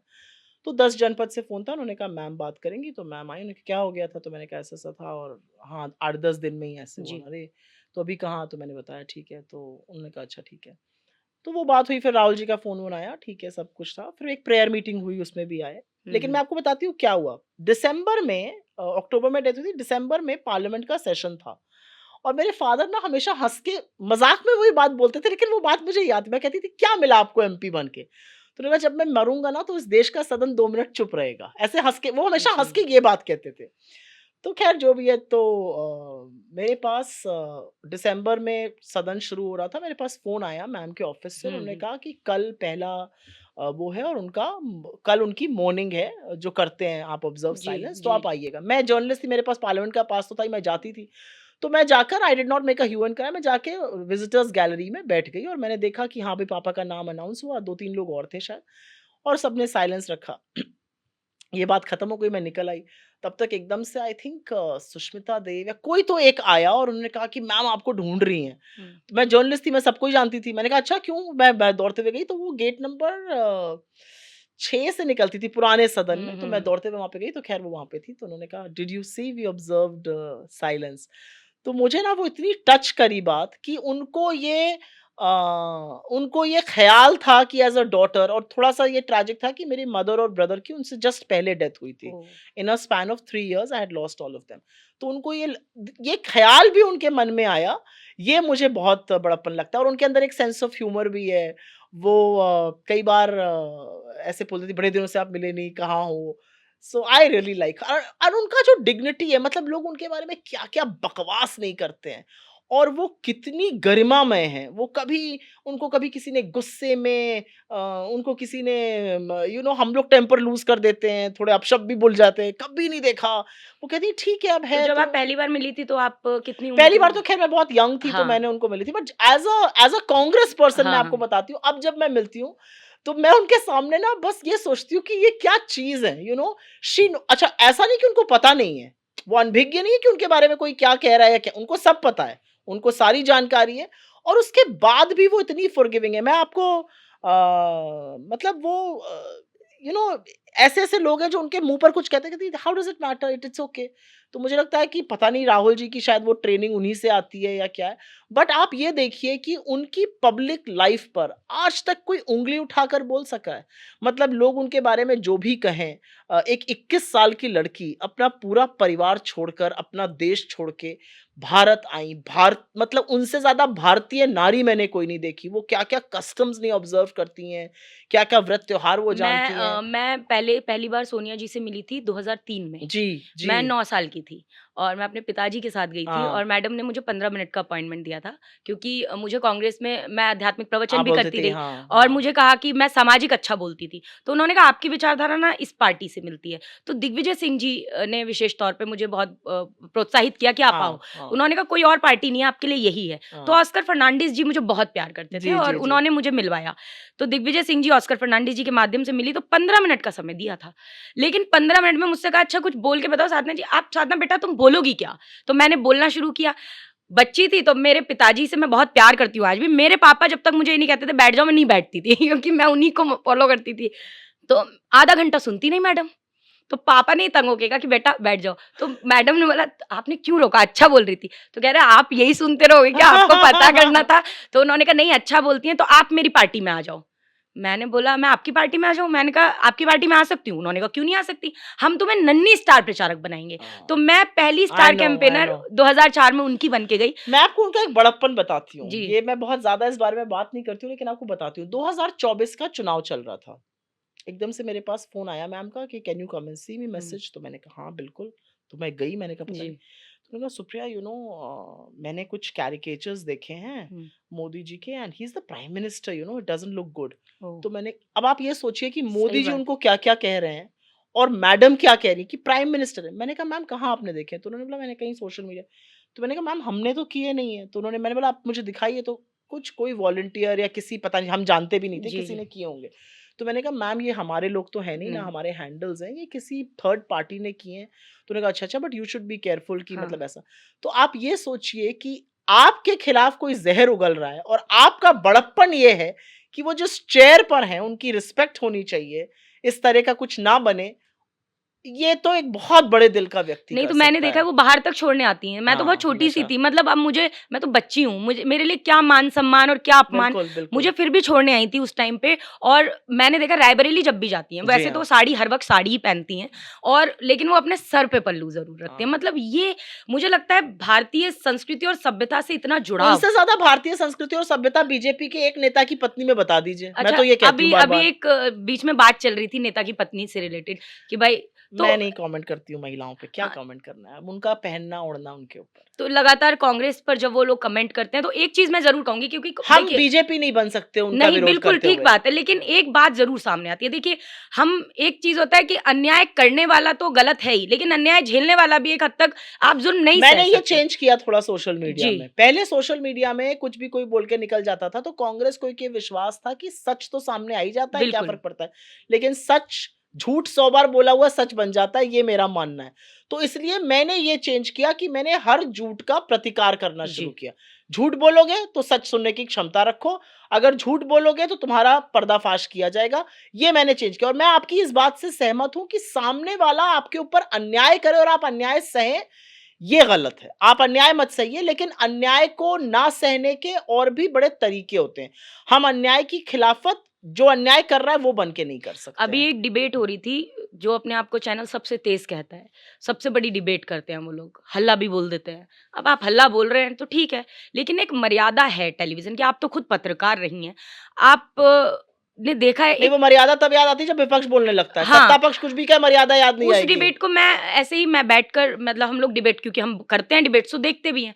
तो जब मैं देखती हूँ, हमारे प्रवक्ता थे सुरेंद्र राजपूत, हुँ। हमारी पार्टी के प्रतिनिधित्व कर रहे थे, और प्रेम शुक्ला जी दूसरी तरफ से कितनी थे। गंदी बात माँ के लिए कही थी। उन्होंने जब बोला तो मेरे पैरों तले ज़मीन खिसक गई। मैंने सुरेंद्र जी को तुरंत फ़ोन किया, क्योंकि मैं ये महसूस कर सकती थी जिसकी माँ दुनिया में नहीं है। अब ज़िंदा भी है तो भी मतलब नहीं, लेकिन आप इतनी गंदी गंदी बात नहीं कह सकते। तो मैंने उनको कहा, लेकिन मैं आपको बता रही हूँ उन्होंने वो बात सुनी नहीं थी उस वक़्त, क्योंकि वो लड़ाई उनकी चल रही थी, कई बार होता है हमें नहीं सुनाई देती। तो उन्होंने कहा, "अरे साधना जी, वो तो मैडम को गलत बोल जाते हैं, मैडम भी हमारी माँ के बराबर हैं, सोनिया जी भी हमारी माँ के बराबर हैं, उनके लिए गलत बोलते हैं, हम लड़ते हैं। मेरी माँ को भी बोलते हैं, मैं क्या बताऊँ, लेकिन हम लोग अपनी पार्टी की बात तो हमें रखनी है और हमें इस विचारधारा के लिए अड़ना और और कई लड़ना बार है।" आपको बहस में सुनाई नहीं नहीं देता देता। है। तो मैंने कहा कि लेकिन इतनी गंदी बात, उन्होंने कहा क्या कोई और भी बात कही है? तो मैंने वो क्लिप निकाल कर उनको सेंड किया। मुझे लगता है उनको इतना मुझे भेजने में भी अटपटा लग रहा था, लेकिन जब मैंने फ़ोन उठाया थोड़ी देर साइलेंट रहे वो। मुझे इतना बुरा लगा कि मैंने क्या कुछ गलत भेज तो दिया? मैं तो ये पूछना चाहती हूँ, जो अपनी माँ की बात कर रहे थे, इनकी माँ के बारे में क्या? वही तो आज सवाल है कौन कहीं न माफ़ी कहीं। माँगेगा? और प्रेम उसके शुक्ला को बैन किया नहीं इन्होंने किया टीवी गया, चैनल से, यही फिर? तो मुझे तो इसमें कांग्रेस को मुझे लगता है एक अब आगे बढ़कर, क्योंकि जब कांग्रेस हर तरीके से आज फ्रंट फुट पर है, तो क्यों नहीं ऐसे इसको बहुत लेके? सारे लोग टीवी डिबेट्स में बिठाए जाते हैं, जो महिलाओं के बारे में क्या गंदी-गंदी बातें करते हैं ऑनलाइन। भद्दी-भद्दी गालियाँ देते हैं रिपोर्टर्स को, जो उनके पक्ष की बात नहीं कर रहा, उन लोगों को बिठाकर डिबेट किया जाता है। तो ये एंकर-वैंकर कोई फेमिनिस्ट नहीं है, इनमें से बनने की कोशिश ज़री नहीं तो एक क्या भी नहीं है। क्या आप कांग्रेस ये नहीं कर सकती कि ऐसे प्रवक्ताओं को कम से कम हम साथ में डिबेट ना करें? क्या इस तरह का स्टेप नहीं, क्योंकि देखिए, एक्चुअली क्या, I will tell you something, जी, ये कहने में अच्छा लगता है, कहने में ईज़ी है। जी, लेकिन फिर आप धीरे-धीरे डिबेट से बाहर होते जाइएगा। हुँ। आपको अपनी बात कहने का मौका नहीं मिलेगा। मुझे ऐसा लगता है कांग्रेस का कोई भी डिबेट आप उठा के देख लीजिए, कोई भी कर रहा हूँ, मैं कर रही हूँ, आप कर रहे हो, सुरेंद्र जी कर रहे हो, तमाम हमारे प्रवक्ता जी, कर रहे हो, कोई भी कर रहा हो। हम तथ्य से बात करते हैं, बिल्कुल हम ठीक आंकड़ों है। से बात करते हैं, हम हाँ, तकरीर देते हैं। सामने वाला बदतमीजी शुरू कर देता है। एक ज़माना था जब कांग्रेस उस बदतमीजी को चुपचाप सुन लेती बिल्कुल, थी। ठीक अब है। तुम बदतमीजी करोगे तो हम 4 और जवाब बोलेंगे। देना ही पड़ता है, कितना बर्दाश्त शर्म-साटे करेंगे? जिसके साथ जैसा बर्ताव तुम कर रहे हो वैसा तुम्हारे साथ बिल्कुल भी ठीक है। होगा। तो मुझे ऐसा लगता है कि कभी-कभी वो ज़रूरी होता है करना, लेकिन हाँ, शायद ऐसे लोगों के साथ बैठना मैं तो नहीं पसंद करूँगी जो दूसरे को माँ की गाली दें, बिल्कुल नहीं। जी, जी, आप ये सोचिए कि जिस व्यक्ति की माँ इस दुनिया में नहीं है, जी। उनके ऊपर क्या बीती होगी ये सुनकर? वही मुझे लगा उनके कि घरवालों को क्या लगता होगा कि आप क्यों बहस कर रहे हैं? माँ को गाली दे रहा है वो आदमी, आप क्यों जागते हैं टीवी पे?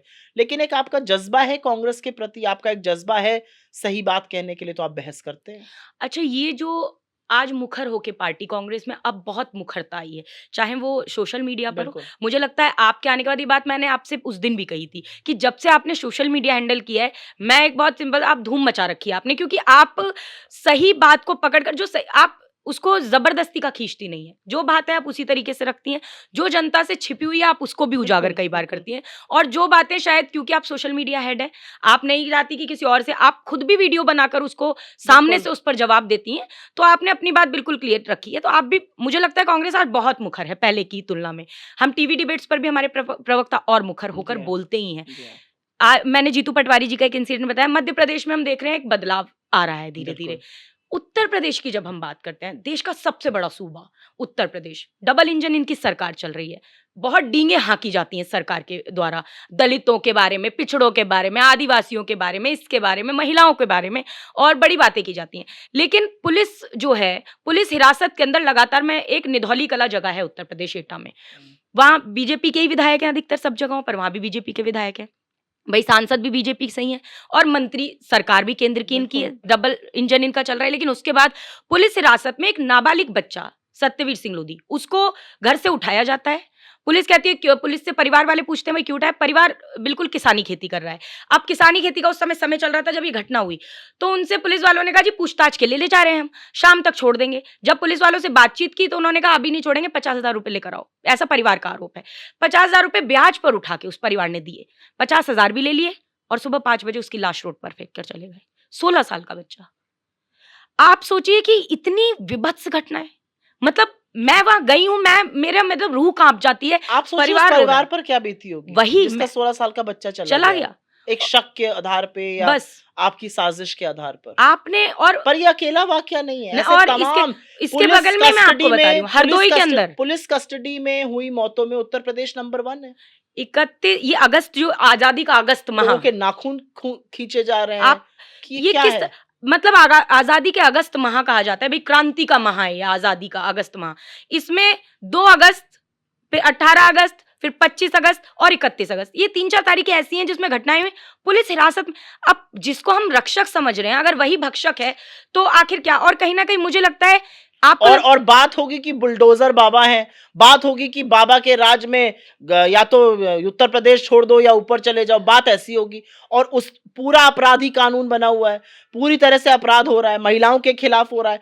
एक्चुअली बात फिर से मैं उस बात पे जाऊंगी। जी, आपने कहा पुलिस कस्टडी में ये मौत, पुलिस कस्टडी में जितनी मौतें हो रही हैं उसका आंकड़ा आप उठाकर देख लीजिए।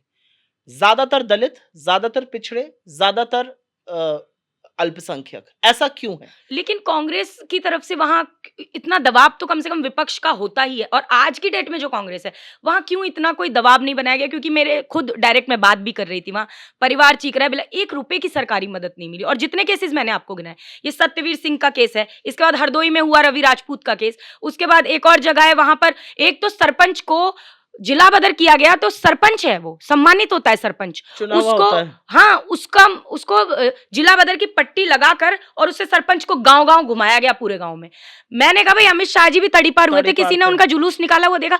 ये सब घटनाएँ, लेकिन कांग्रेस को मुझे लगता है आगे बढ़ देखिए ऐसा है कि यूपी में उत्तर क्यों नहीं? प्रदेश की जो राजनीति है उसमें उत्तर लोग कहते हैं लखनऊ से ही दिल्ली का रास्ता जाता है। जी, 2024 के जो लोकसभा परिणाम थे वो बहुत सुखद थे। हमने और सपा ने मिलकर चुनाव लड़ा। जी, ये सच है कि प्रियंका गांधी जी के जाने के बाद से उत्तर प्रदेश की कांग्रेस को एक ऊर्जा, एक आस, एक उम्मीद जगी थी। बिल्कुल। और आज भी जो लीडरशिप है, चाहे वो अजय राय जी हों या हमारे संगठन महासचिव जी हों, वो लोग काम कर रहे हैं, संगठन पर ध्यान दे रहे हैं। लेकिन ये बात किसी से छुपी हुई नहीं है कि हम 30-35 साल से उत्तर प्रदेश की सत्ता से बाहर बाहर हैं। है, और बिल्कुल। ये सच है कि हमारा संगठन उत्तर प्रदेश में उतना मजबूत नहीं है जितना होना चाहिए। जी, क्योंकि एक टाइम पर हमने उत्तर प्रदेश का इतना भला किया था, वहाँ से हमारे इतने-इतने मुख्य प्रधानमंत्री आए। मुझे लगता है कि इस बात का मलाल है, इस बात का दुःख है, इस बात का दर्द है। संगठन सृजन पे बहुत काम चल रहा है, ये मैं आपको बता सकती हूँ। बहुत सारी चीज़ें कैमरे पर नहीं दिखती हैं, लेकिन संगठन सृजन पे बहुत काम चल रहा है, जी, स्पेशली जो राहुल जी का पूरा एक फ़ोकस है संगठन जी, सृजन पे। तो मुझे ऐसा लगता है कि अंततोगत्वा जब आपका संगठन मजबूत होगा ना, तब आप ये लड़ाई मुखरता से लड़ सकते हैं। ये लड़ाई एक इंडिविजुअल या एक अध्यक्ष या एक प्रतिनिधि जाके नहीं लड़ सकता। ये लड़ाई संगठन लड़ता है। इसलिए मैं इस बात को कह रही हूँ, जिस जिले में हो रहा है वहाँ का पूरा संगठन खड़ा हो जाता है।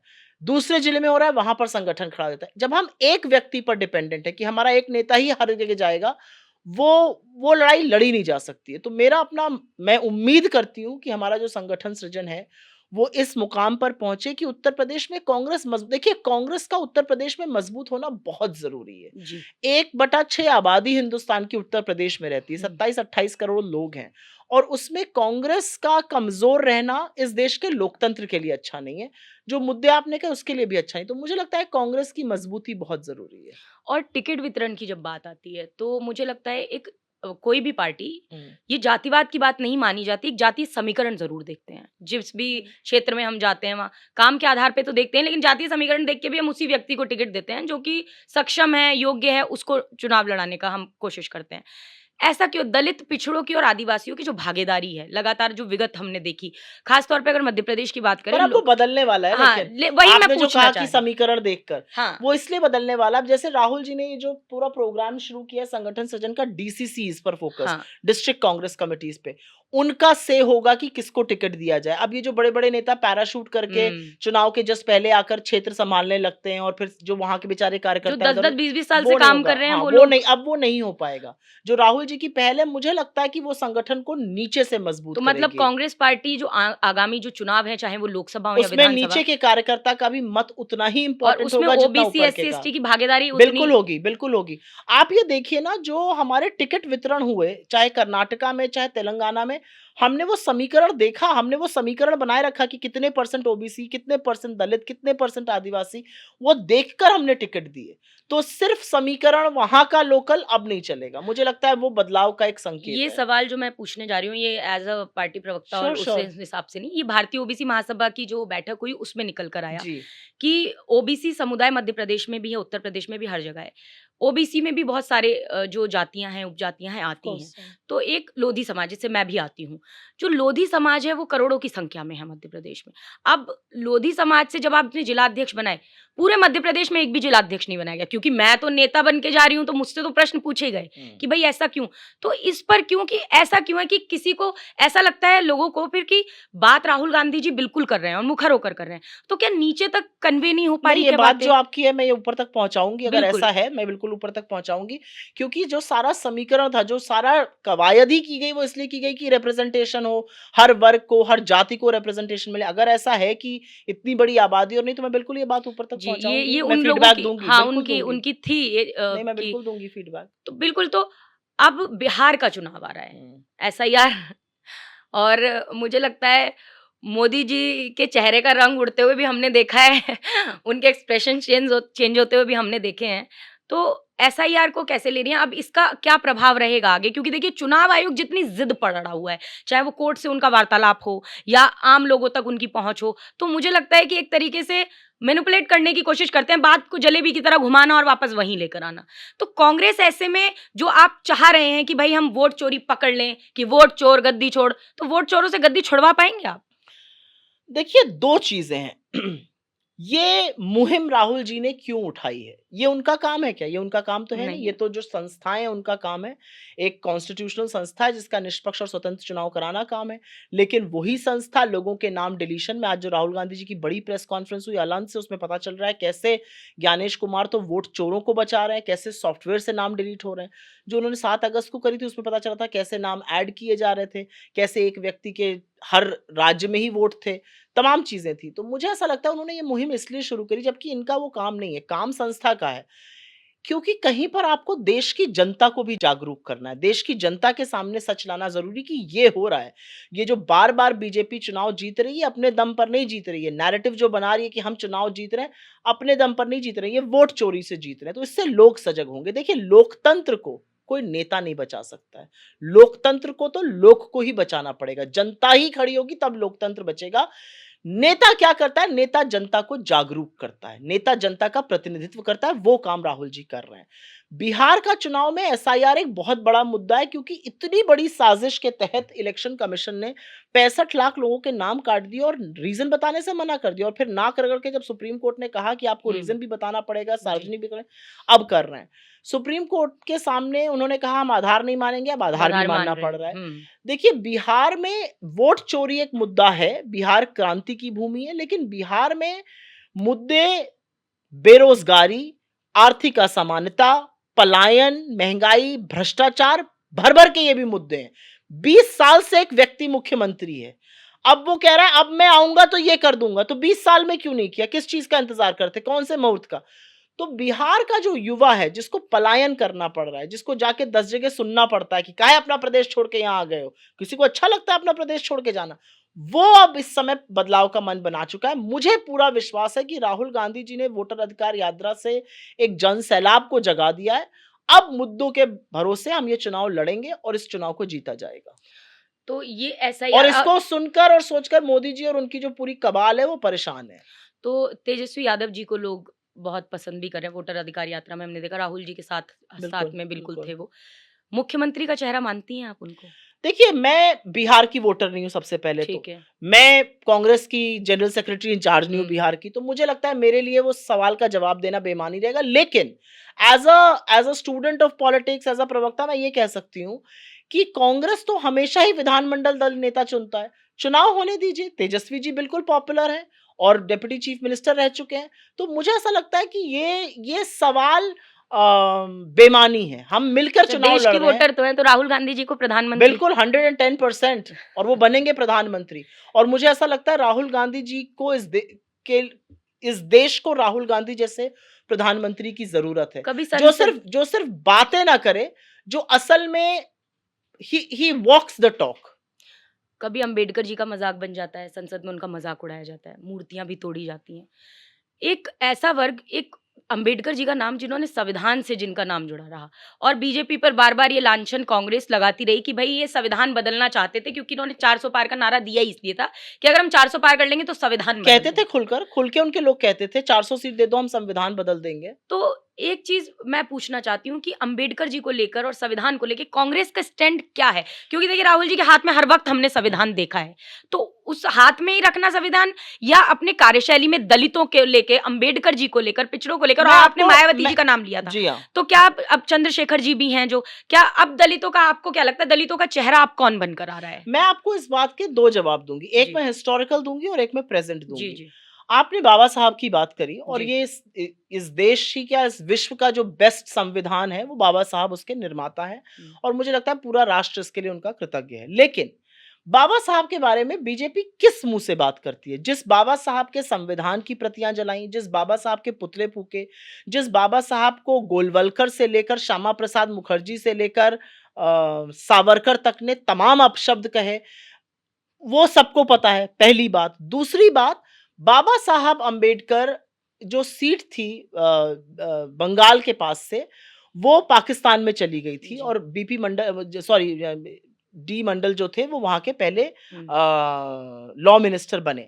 बाबा साहब संविधान समिति में कैसे आए? क्योंकि जवाहरलाल नेहरू और महात्मा गांधी ने डिसाइड किया कि हम अपने व्यक्ति से रिज़ाइन कराएँगे महाराष्ट्र में और उनको वहाँ से नॉमिनेट करेंगे और ऐसा हमने किया। बाबा साहब के बारे में ये लोग भ्रांति उड़ाते हैं कि हमने चुनाव हरवाया। बाबा साहब चुनाव हार गए क्योंकि बाबा साहब अपने ही बनाए हुए संविधान में अपने तरीके से चुनाव लड़ना चाहते थे। वो चुनाव हार गए, चुनाव में हार जीत लगी रहती है। उसके बाद बाबा साहब को उस चुनाव हारने के बाद राज्यसभा जाना था। बाबा साहब की पार्टी में एक एमएलए था। कांग्रेस के जवाहरलाल नेहरू जी प्रधानमंत्री थे। उन्होंने कहा बाबा साहब अपनी ही पार्टी से बन के जाएंगे, कांग्रेस के सारे एमएलए उनको सपोर्ट करेंगे, वो कांग्रेस के एमपी नहीं बन के जाएंगे, वो अपनी ही पार्टी के एमपी बनकर जाएंगे, जबकि उनके पास एक एमएलए। ये कौन करता है? लेकिन कांग्रेस ने किया क्योंकि बाबा साहब का सम्मान था। बाबा साहब ने जो जो कम्युनलिज्म पर लिखा है, जो सांप्रदायिकता पे लिखा है, वो एक बार ये लोग पढ़ लें। ये लोग भगत सिंह की बात करते हैं, पढ़ ले एक बार बाबा साहब ने क्या लिखा है, भगत सिंह ने क्या लिखा है। इनके दांतों तले जमीन खिसक जाएगी। जिस तरह से सावरकर और डांगे ने मिलकर उनको हराया, वो जी। सार्वजनिक है, उनकी किताबों में उसका वर्णन है। राहुल गांधी जी बाबा साहब के संविधान को आज उन्होंने कहा, I love my country, I love my constitution. ये बहुत बड़ी बात होती, कहना मुझे अपने कॉन्स्टिट्यूशन से प्यार है। देखिए, कॉन्स्टिट्यूशन कुछ पन्ने, कुछ आर्टिकल नहीं है।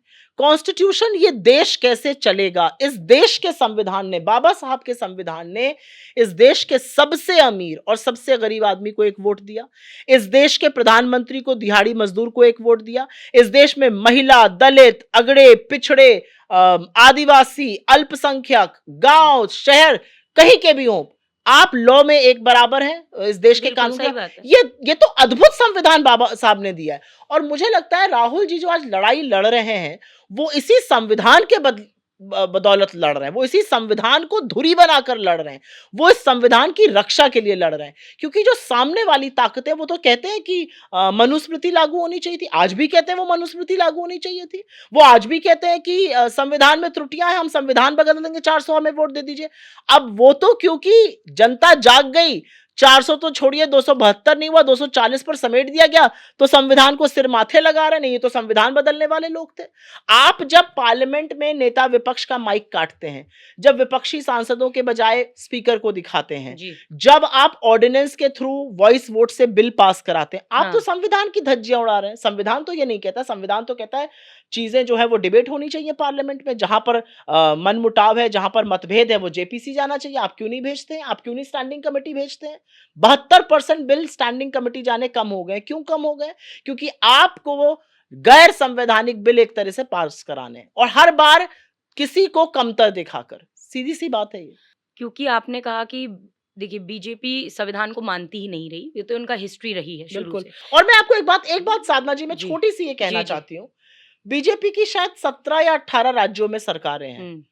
आप बाबा साहब के समर्थक हैं, आपके यहाँ एक दलित मुख्यमंत्री क्यों नहीं है? मैं पूछना चाहती हूँ आपसे। आपकी आरएसएस में हमेशा चित्पावन ब्राह्मण बनेगा अध्यक्ष, एक बार कोई राजपूत रज्जू भैया बने थे। कोई दलित, कोई ओबीसी, कोई आदिवासी आपका अध्यक्ष क्यों नहीं बन सकता? बीजेपी नेशनल पार्टी है। बंगारू लक्ष्मण को छोड़कर जो पकड़े गए थे घूस लेते हुए, आपका कोई आज तक दलित अध्यक्ष नहीं बना। ऐसा क्यों है? हमारे तो अध्यक्ष दलित हैं, हमारे इससे पहले 2 अध्यक्ष दलित रह चुके हैं, हमारे 5-5 मुख्यमंत्री दलित रह चुके हैं, हमारे दलित लीडर्स रहे हैं। आपके क्यों नहीं रहे हैं? क्योंकि आप कहीं ना कहीं, आपके अंदर आरएसएस की सोच है, संघ की सोच है। आप एक वर्ग को ऊंचा मानते हैं और आपको लगता है कि दूसरे वर्ग का काम उनको सर्व करना है, जो मनुस्मृति की सोच है। अब क्योंकि एक तो होता है कि हम तर्कों पे लड़ाई करें, दूसरा होता है कि जब तर्क भाजपा पे खत्म हो जाते हैं तो ऐसा लगता है वो धर्म को धंधा बनाने के लिए, धंधा मैं इसलिए बोलती हूँ, ब्रज की हूँ मैं, तो वहाँ बिल्कुल। बोलते हैं कि भाई तुम्हारा काम धंधो कैसे चल रहा है। हाँ। तो वे वर्ड में गौरव भाटिया जी बड़ा अन्यथा ले गए थे, लेकिन मैंने इस वे में बोला था। तो धर्म को धंधा बना लेते हैं। अब ऐसे ही रामभद्राचार्य जी का नाम आता है, बागेश्वर धाम, धीरेन्द्र कृष्ण शास्त्री। मेरे तो एक बार इनसे 1 टू 1 वीडियोस के माध्यम से कुछ बहस हो गई थी, क्योंकि इन्होंने एक ओबीसी की नेता के डीएनए पर प्रश्न उठा दिया था, और वो भी पूरे पंडाल में भरे, और चूड़ियों को कायरता का आभूषण बना दिया इन्होंने कि भाई तुम ऐसे हो तो चूड़ियां पहन लो। भैया महिलाएं चूड़ियां पहनती है लेकिन डरती नहीं है, और बड़ी बड़ी रानी लक्ष्मीबाई, रानी अवंतीबाई लोधी मुझे तो रही ये हैं। हंसी आती है कि बीजेपी की जो नेत्री स्मृति ईरानी है, हम्म, वो चूड़ियों की, अरे आप महिला होकर चूड़ियों को आप कमजोरी का प्रतीक मानती हैं। बिल्कुल। तो सशक्तिकरण की निशानी है चूड़ियां। आज ये भी प्रश्न है, राम भद्राचार्य जी हैं, लगातार कुछ भी उन्होंने कई बार जाति सूचक शब्द बोल दिए गए। भाई कानून के हिसाब से ये मुझे लगता उल्लंघन है है। कि मैं उसके बाद इन्हें अवार्ड दे दिए जाते हैं, मैं इन्हें सम्मानित यूजुअली किया जो जाता है। धार्मिक लोग होते हैं उस पर सवाल नहीं उठाती हूँ, लेकिन जी, उन्होंने जो बाबा साहब अम्बेडकर के बारे में भी हाल के दिनों में जी, कहा है, मैं उससे बहुत आहत हूँ। मुझे लगता है कि इस देश में हमारे संविधान निर्माता के लिए, एक इतने बड़े व्यक्ति के लिए जिनको दलितों का इतना बड़ा उत्थान किया, जिन्होंने सामाजिक न्याय का एक परचम लहराया, आपको उनके बारे में ये शब्द कहते हुए आपकी ज़बान कैसे नहीं लड़खड़ाती है? मैं यूजुअली जो रिलीजियस लोग होते हैं, उसपे कमेंट इसलिए नहीं करती हूँ, कुछ लोगों की आस्था है, जी। लेकिन आस्था से ऊपर ये देश है, आस्था से ऊपर इस देश का संविधान है, आस्था से ऊपर बाबा साहब का अपमान है, और अगर आप बाबा साहब का अपमान संसद से लेकर अपने पंडालों में करिएगा, तो बिल्कुल आवाज़ उठानी पड़ेगी उसके खिलाफ। जी, तो और धीरेन्द्र कृष्ण शास्त्री ने बीच में एक बयान दिया था कि जिस महिला की माँग में सिंदूर है, समझ लो प्लॉट रजिस्टर्ड है, और जिसकी माँग खाली है, वो प्लॉट खाली है। और ऐसे लोग अगर धर्म का प्रचार-प्रसार में अग्रणीय भूमिका निभाते महिला हैं, किसी की जागीर है कि खाली प्लॉट है या भरा हुआ प्लॉट है? ये किस किस मतलब ये लोग अपने घर की महिलाओं को कैसे देखते होंगे, अपनी माँओं को, अपनी बहनों को, अपनी पत्नियों को? अब क्या ही बोला जाए, दुर्भाग्य है ये। तो अब जो कांग्रेस पार्टी किन मुद्दों को लेकर बिहार में, एसआईआर तो एक मुद्दा अलग है, दलित हो गए, पिछड़े हो गए या सर्व समाज को हम ले लें। अच्छा, वोट जब एसआईआर में कटा तो पहली चीज़ क्या आपको ऐसा लगता है कि उससे नुकसान कांग्रेस का ही ज़्यादा होगा? क्योंकि लगातार जब बात होती है डिबेट्स में, तो डिबेट तो एक तरफ़ा होती है, ये तो सबको पता है। या तो अब डिबेट ज़्यादातर बुद्धिजीवी वर्ग ने कोशिश ये करते हैं कि हम डिबेट्स ना ही देखें। बहुत क कम हो बहुत गया कम लोग टीवी है, देखने टीवी लगे देखने हैं। लगे हैं। अब हुँ। यूट्यूब पे ज़्यादा लोगों की भावनाएँ भी जुड़ गई हैं और पर अब लॉजिकल बात हो यूट्यूब रही पर भी अडानी जी का नाम नहीं लिया जा पाएगा। अडानी तो जी का नाम इस देश में लेना पाप हो जाएगा। यूट्यूब से तो राहुल जी के वीडियो हटाए जा रहे हैं क्योंकि उसमें अडानी का नाम था। क्या तो तमाशा हो अब रहा है? बिहार में क्या मुद्दे होंगे जैसा मुख्य मैंने तौर आपको पे? पहले कहा कि जी, एसआईआर ने बिहार में जन जागृति लाने का काम किया है। जी। लोगों के अंदर यह आभास हो गया कि अगर हमारा वोट नहीं बचेगा तो हमारा वजूद नहीं बचेगा। अगर हुँ, हमारा वोट नहीं बचेगा तो कल को नागरिकता पर सवाल उठ सकता है। हमें डिटेंशन सेंटर भेजा जा सकता है। हमारी पुरखों की ज़मीन जायदाद जो है उस पर सवाल उठ सकता है। तो लोग वोट को लेके सजग हैं और वो सजगता लानी ज़रूरी थी। लेकिन बिहार के जो अपने मुद्दे हैं, पलायन का मुद्दा हो गया। बिहार में एक भी रोज़गार नहीं बनता है। एक भी फैक्ट्री नहीं लगी है 20 सालों में। एक भी बड़ा निवेश बिहार में नहीं होता। ऐसा क्यों है? बिहार में इतनी कैपेबिलिटी, बिहार इतने आईएएस, पीसीएस पैदा करता है, बिहार के लोग जाकर कहाँ-कहाँ फैक्ट्रियाँ चलाते हैं, हुँ। बिहार में ये सब क्यों नहीं हो सकता? तो अनएम्प्लॉयमेंट हो गया, जिस तरह से बिहार में पुल इनॉग्रेट होता है और अगले दिन ध्वस्त हो जाता है, जो भ्रष्टाचार है, जिस तरह से बिहार में पलायन है, जिस तरह से बिहार में अराजकता है, मतलब बिहार की राजधानी पटना में होटल के मालिक को होटल के अंदर घुसकर हॉस्पिटल में मरीज को हुँ। गोली मारी जा रही है, आती-जाती महिलाओं को लूटा जा रहा है, उनके साथ उत्पीड़न हो रहा है। एक बच्ची 8 साल की बच्ची को 8 घंटे तक अस्पताल के बाहर एम्बुलेंस में रखा गया। ये क्या हो रहा है बिहार में? और मुझे लगता है ये मुद्दे होंगे बिहार के। 20 साल का जो सो कॉल्ड सुशासन का एक टॉनिक दुनिया में पिलाया गया था, वो टॉनिक उगलने का वक़्त अब आ गया और बिहार ने मन बना लिया है। वैसे तो आप मोदी जी से रोज़ ही सवाल पूछती रहती हैं कभी, लेकिन सामने कभी मोदी जी आ जाएँ और आपसे कहें भई एक सवाल तो मोदी जी पूछ आप दो। इतना रोते क्यों हैं? आप इत बड़े सवाल है मेरे मन में, आप हाँ, इतना रोते क्यों हैं? अडानी से भैया क्या रिश्ता है आपका? अडानी के लिए दुनिया एक वो होता है सारी खुदाई एक तरफ, जोरू का भाई एक तरफ, या तो सारी खुदाई एक तरफ, अडानी, गौतम भाई एक तरफ है। ठीक एक है। ये मन में सवाल आएगा। एक मन में जी। सवाल आएगा कि मोदी जी आप बच्चों को पकौड़ा तलने की सलाह देते हैं। आप तो भैया 2-2 करोड़ रोज़गार लेने के आए थे। एक सवाल ज़रूर पूछूँगी मोदी जी मेरे 15 लाख कब आएँगे? एक सवाल ज़रूर पूछूँगी मोदी जी वो 100 स्मार्ट सिटी कहाँ है? ढूँढ रहे हैं, जी। मिल नहीं रही है। मतलब और एक सवाल ज़रूर पूछूँगी मोदी जी आप इतना झूठ बोलकर रात में आराम से कैसे सोते हैं? मतलब इतना झूठ बोलते हैं, लगातार झूठ बोलते हैं, इतना विष अंदर रखकर मतलब कांग्रेस। और एक सवाल मैं ज़रूर पूछूँगी, मोदी जी वो दिन कब आएगा जब नेहरू जी आपको काम करने देंगे? वो नेहरू जी तो आपको काम ही नहीं करने दे रहे हैं। बहुत सारे सवाल हैं। ठीक है, तो अब मैं आपसे कुछ पूछ रही हूँ, तो आप सिर्फ़ 1 वर्ड में जो फर्स्ट थॉट आपके ओके। दिमाग में आ जाए तो आप बताइएगा। भाजपा, धिक्कार है, Modi ji, जुमलेबाज़, Chandrashekhar, potential, Nitish Kumar ji, Paltu Ram, Akhilesh Yadav, very promising, ममता दीदी, फाइटर, ओवैसी, बी टीम, गोदी मीडिया। भगवान बचाए,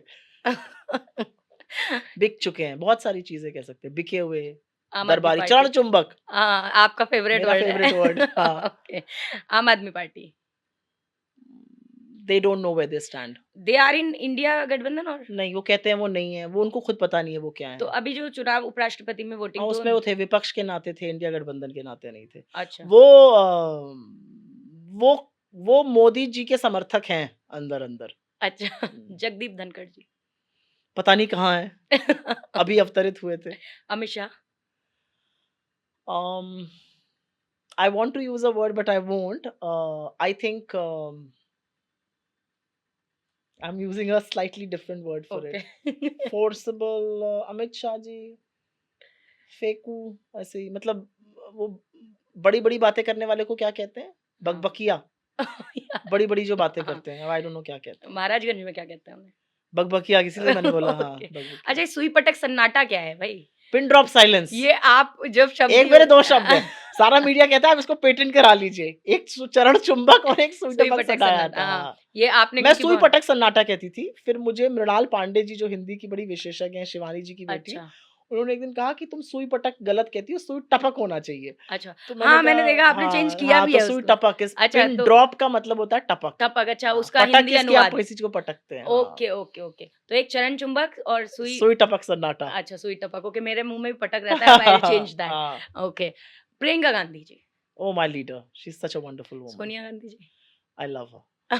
ओके सो सोनिया गांधी जी तो मुझे बहुत प्यार है उनसे। Rahul Gandhi ji my inspiration. Okay उनसे इंस्पायर होके हम वो कर पाते सो हैं जो अगर कर दो में पाते अगर हैं। आपको if I give you option किन राहुल दो जी में? और प्रियंका जी सो आपको अपनी बाईं आँख ज़्यादा पसंद है या दाईं आँख? मुझे पहले आप इस पता बताएँ। था पहले आप इसका जवाब दीजिए फिर मैं बताऊँगी। बोथ आर डिफरेंट लीडर्स ना, जी डिफरेंट तरह की बातें आप करते हैं दोनों से। बहुत ही I think they complement each other. मैं इसको डिप्लोमैटिकली नहीं खेलूँगी। मुझे ऐसा लगता है आप इसलिए चूज़ नहीं कर सकते क्योंकि आप वो कॉम्प्लीमेंट करते हैं एक-दूसरे को। हम्म राहुल जी बहुत ही दो टूक बात करते हैं, कभी आपको पसंद आ सकती है, कभी नहीं आ सकती। प्रियंका जी थोड़ा-सा प्यार-मोहब्बत से बात करती हैं और उनसे थोड़ा-सा आप दिल की बात ज़्यादा खुलकर कर लेते हैं। I think because of a woman मैंने यूपी में उनके साथ काम किया। बट वो बहुत कॉम्प्लीमेंट करते हैं एक-दूसरे को।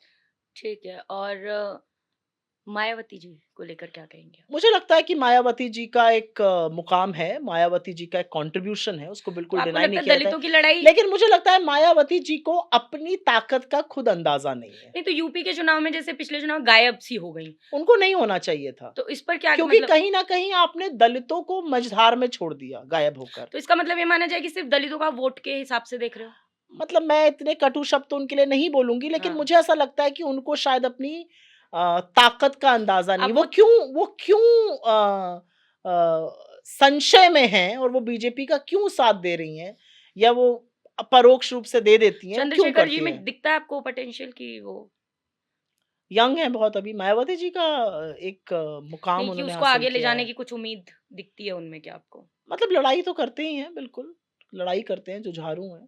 पर मायावती जी का एक कंट्रीब्यूशन रहा है। ऑल्सो चीफ मिनिस्टर रही हैं, पद पे रही हैं। मुझे मायावती जी की जो जर्नी है वो बहुत प्रेरित करती है। देखिए आप दलित समाज की बेटी होकर, छोटी जगह से, छोटे परिवार से उठकर आपने ना सिर्फ सामंतवादी ताकतों का, बल्कि एक पुरुष प्रधान समाज में दलित की बेटी होकर बहुत बड़ा उन्होंने एक मुकाम हासिल किया और मतलब संशय में रहने वाली मुख्यमंत्री नहीं थी, सॉलिड मुख्यमंत्री कही जाती थी। तो मुझे ऐसा लगता है कि वो अपनी शक्ति को भूल चुकी आपको हैं। लगता है किसी दबाव में है वो अचानक से 100%, 100%। क्या दबाव ये जो आजकल सब पे केसेस-वेसेस सब का दबाव, ईडी, सीबीआई का दबाव, लेकिन वो ये भूल जाती हैं कि उनको हिंदुस्तान में कोई कुछ नहीं कर सकता, उनको लड़ना चाहिए। उनको समाज के लिए लड़ना चाहिए जिसका वो नेतृत्व करती तो हैं। आप क्यों नहीं उनको अपने साथ ले लेते हम तो बहुत चाहते हैं, वो आ जाएँ।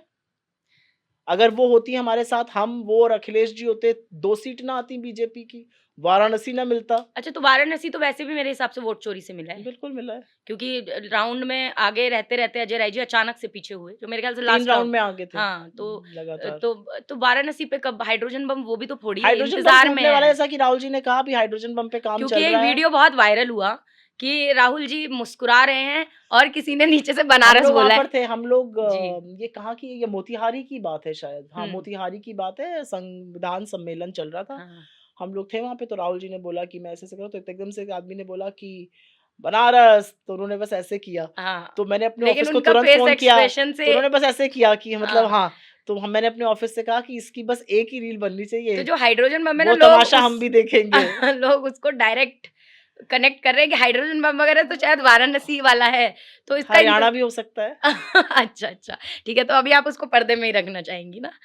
पर वो ठीक है वाक़ई में हाइड्रोजन बॉम्ब जो आएगा। नहीं, आज भी जो ठीक है। उन्होंने खुलासा किया, बड़ा खुलासा था हाँ, बड़ा डिलीशन को नहीं लेकर। वोट चोरी तो बिल्कुल ही बड़ा खुलासा देखिए, था, अब तो धीरे-धीरे पता चल रहा है किन-किन तरीकों से हो रही है। जी, जी। एडिशन करके हो रही है, डिलीशन करके हो रही है, कहीं पर ईवीएम, मतलब हरियाणा का सरपंच ईवीएम पे हार जाता है, सुप्रीम कोर्ट में उसी ईवीएम पे जीत जाता है।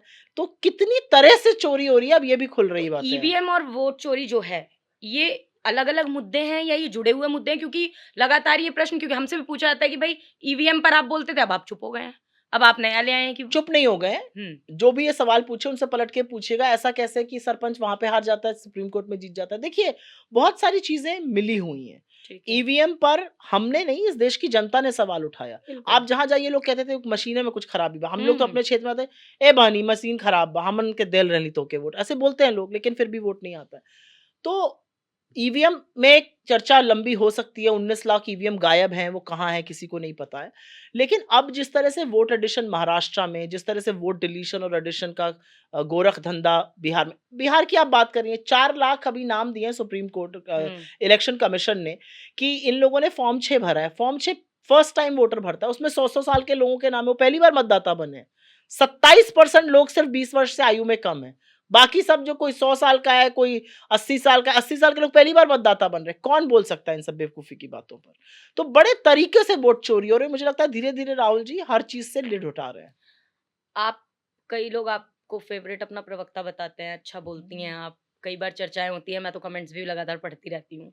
अब जब से जो इधर वाले पॉडकास्ट हैं वो फेवरेट बताते हैं, जो उधर वाले हैं वो सबसे खराब। जो कुछ ऐसे हैं जिनको राजनीति से मतलब नहीं है, जो वैसे ही देख रहे हैं, लेकिन उन्हें अच्छी लगती है आपकी तर्क वाली शैली। तो क्योंकि जब से पॉडकास्ट का शुरू किया है तो मैं अब ज़्यादा ध्यान देने लगी हूँ, कमेंट्स पे पहले ध्यान नहीं देती थी मैं। हाँ।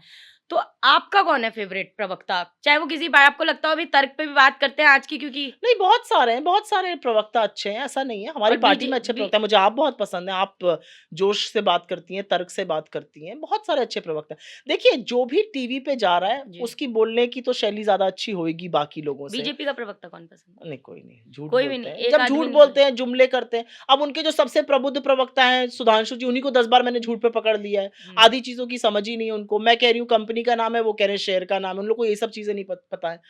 मतलब चौपाइयाँ सुनाना थोड़ी आपको अच्छा प्रवक्ता बना देंगी। फलानी झूठी बुक्स का नाम लेना थोड़ी अच्छा प्रवक्ता बना देंगी। और वो लोग बड़े व्यक्तिगत हो जाते हैं। आप डिबेट में आएँ, आप डिबेट करिए, हम भी पढ़ के आए, आप भी पढ़ के आइए।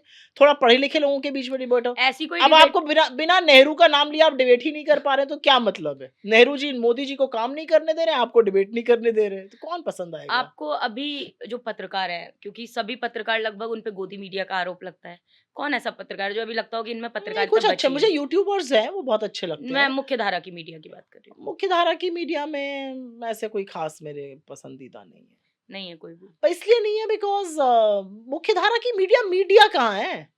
वो तो अच्छा उनके चित्रा वो त्रिपाठी वो जी तो वो कहती हैं मैं तो पत्रकार हूँ जी, मैं तो लोकतंत्र की बात उठा रही हूँ। नहीं, अब वो पत्रकार आप अपने आप को कहिए, लेकिन अगर आप बात ही एक पार्टी की कर रहे हैं, मतलब कई बार शोज़ में ऐसा होता है कि जो एंकर है, हुँ, वो बीजेपी के प्रवक्ता से बढ़िया बीजेपी का काम करता हुआ दिखता है। हुँ। तो मैं कभी-कभी अपने मन में सोचती हूँ कि बीजेपी के प्रवक्ता को कैसा लगता होगा? यार, मेरा टीवी मेरे वाले भी देख रहे हैं, वो सोचते होंगे बेवकूफ़, जो तुझे बोलना चाहिए था वो तो एंकर बोल रहा है।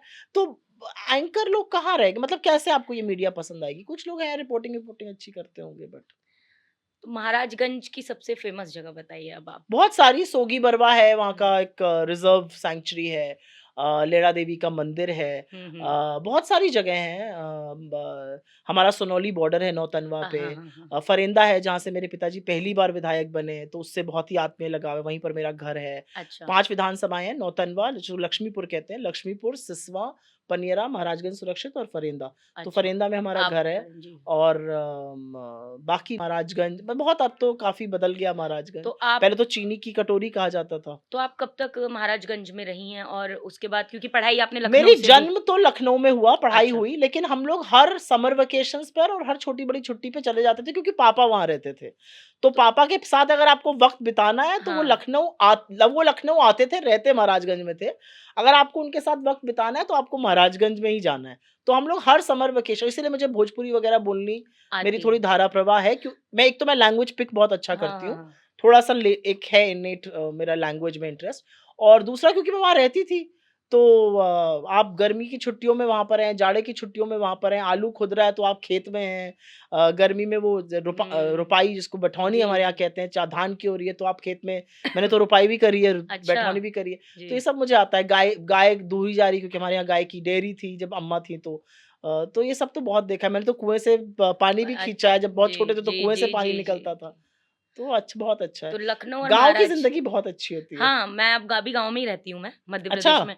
मैं बालाघाट में खैरलांची गाँव है हमारा हाँ, और मैं ज़्यादातर समय वहीं बिता रही हूँ आजकल। वो औ जीवन ज़्यादा अच्छा मुझे होगा। बहुत हाँ, सुकून बहुत, मिलता है बहुत वहाँ सुकून है। और अभी धान की मैं सब तो अभी भी अगर बहुत मैं थोड़ा इधर-उधर हाई-तौबा परेशान रहती हूँ घूम-घाम हाँ, के, तो गाँव मैं 2 दिन के लिए सीधा मुझे मुझे लगता है महाराजगंज जाके अपने गाँव हाँ। जोगियाबारी में घर पे जाके मुझे बस लगता है रहूँ। सुकून की नींद भी आती है हाँ, वहाँ। बहुत अच्छी। और मेरा मकान तो अभी भी कच्चा मकान है, अच्छा, मिट्टी वाला अच्छा। और मैं उसको इसलिए गिराने ठंडा नहीं भी दे होगा अच्छा हाँ, मैं गर्मियों उसको में। बोल भी रहे हैं कि भैया अब आप बना लो, मैंने कहा नहीं।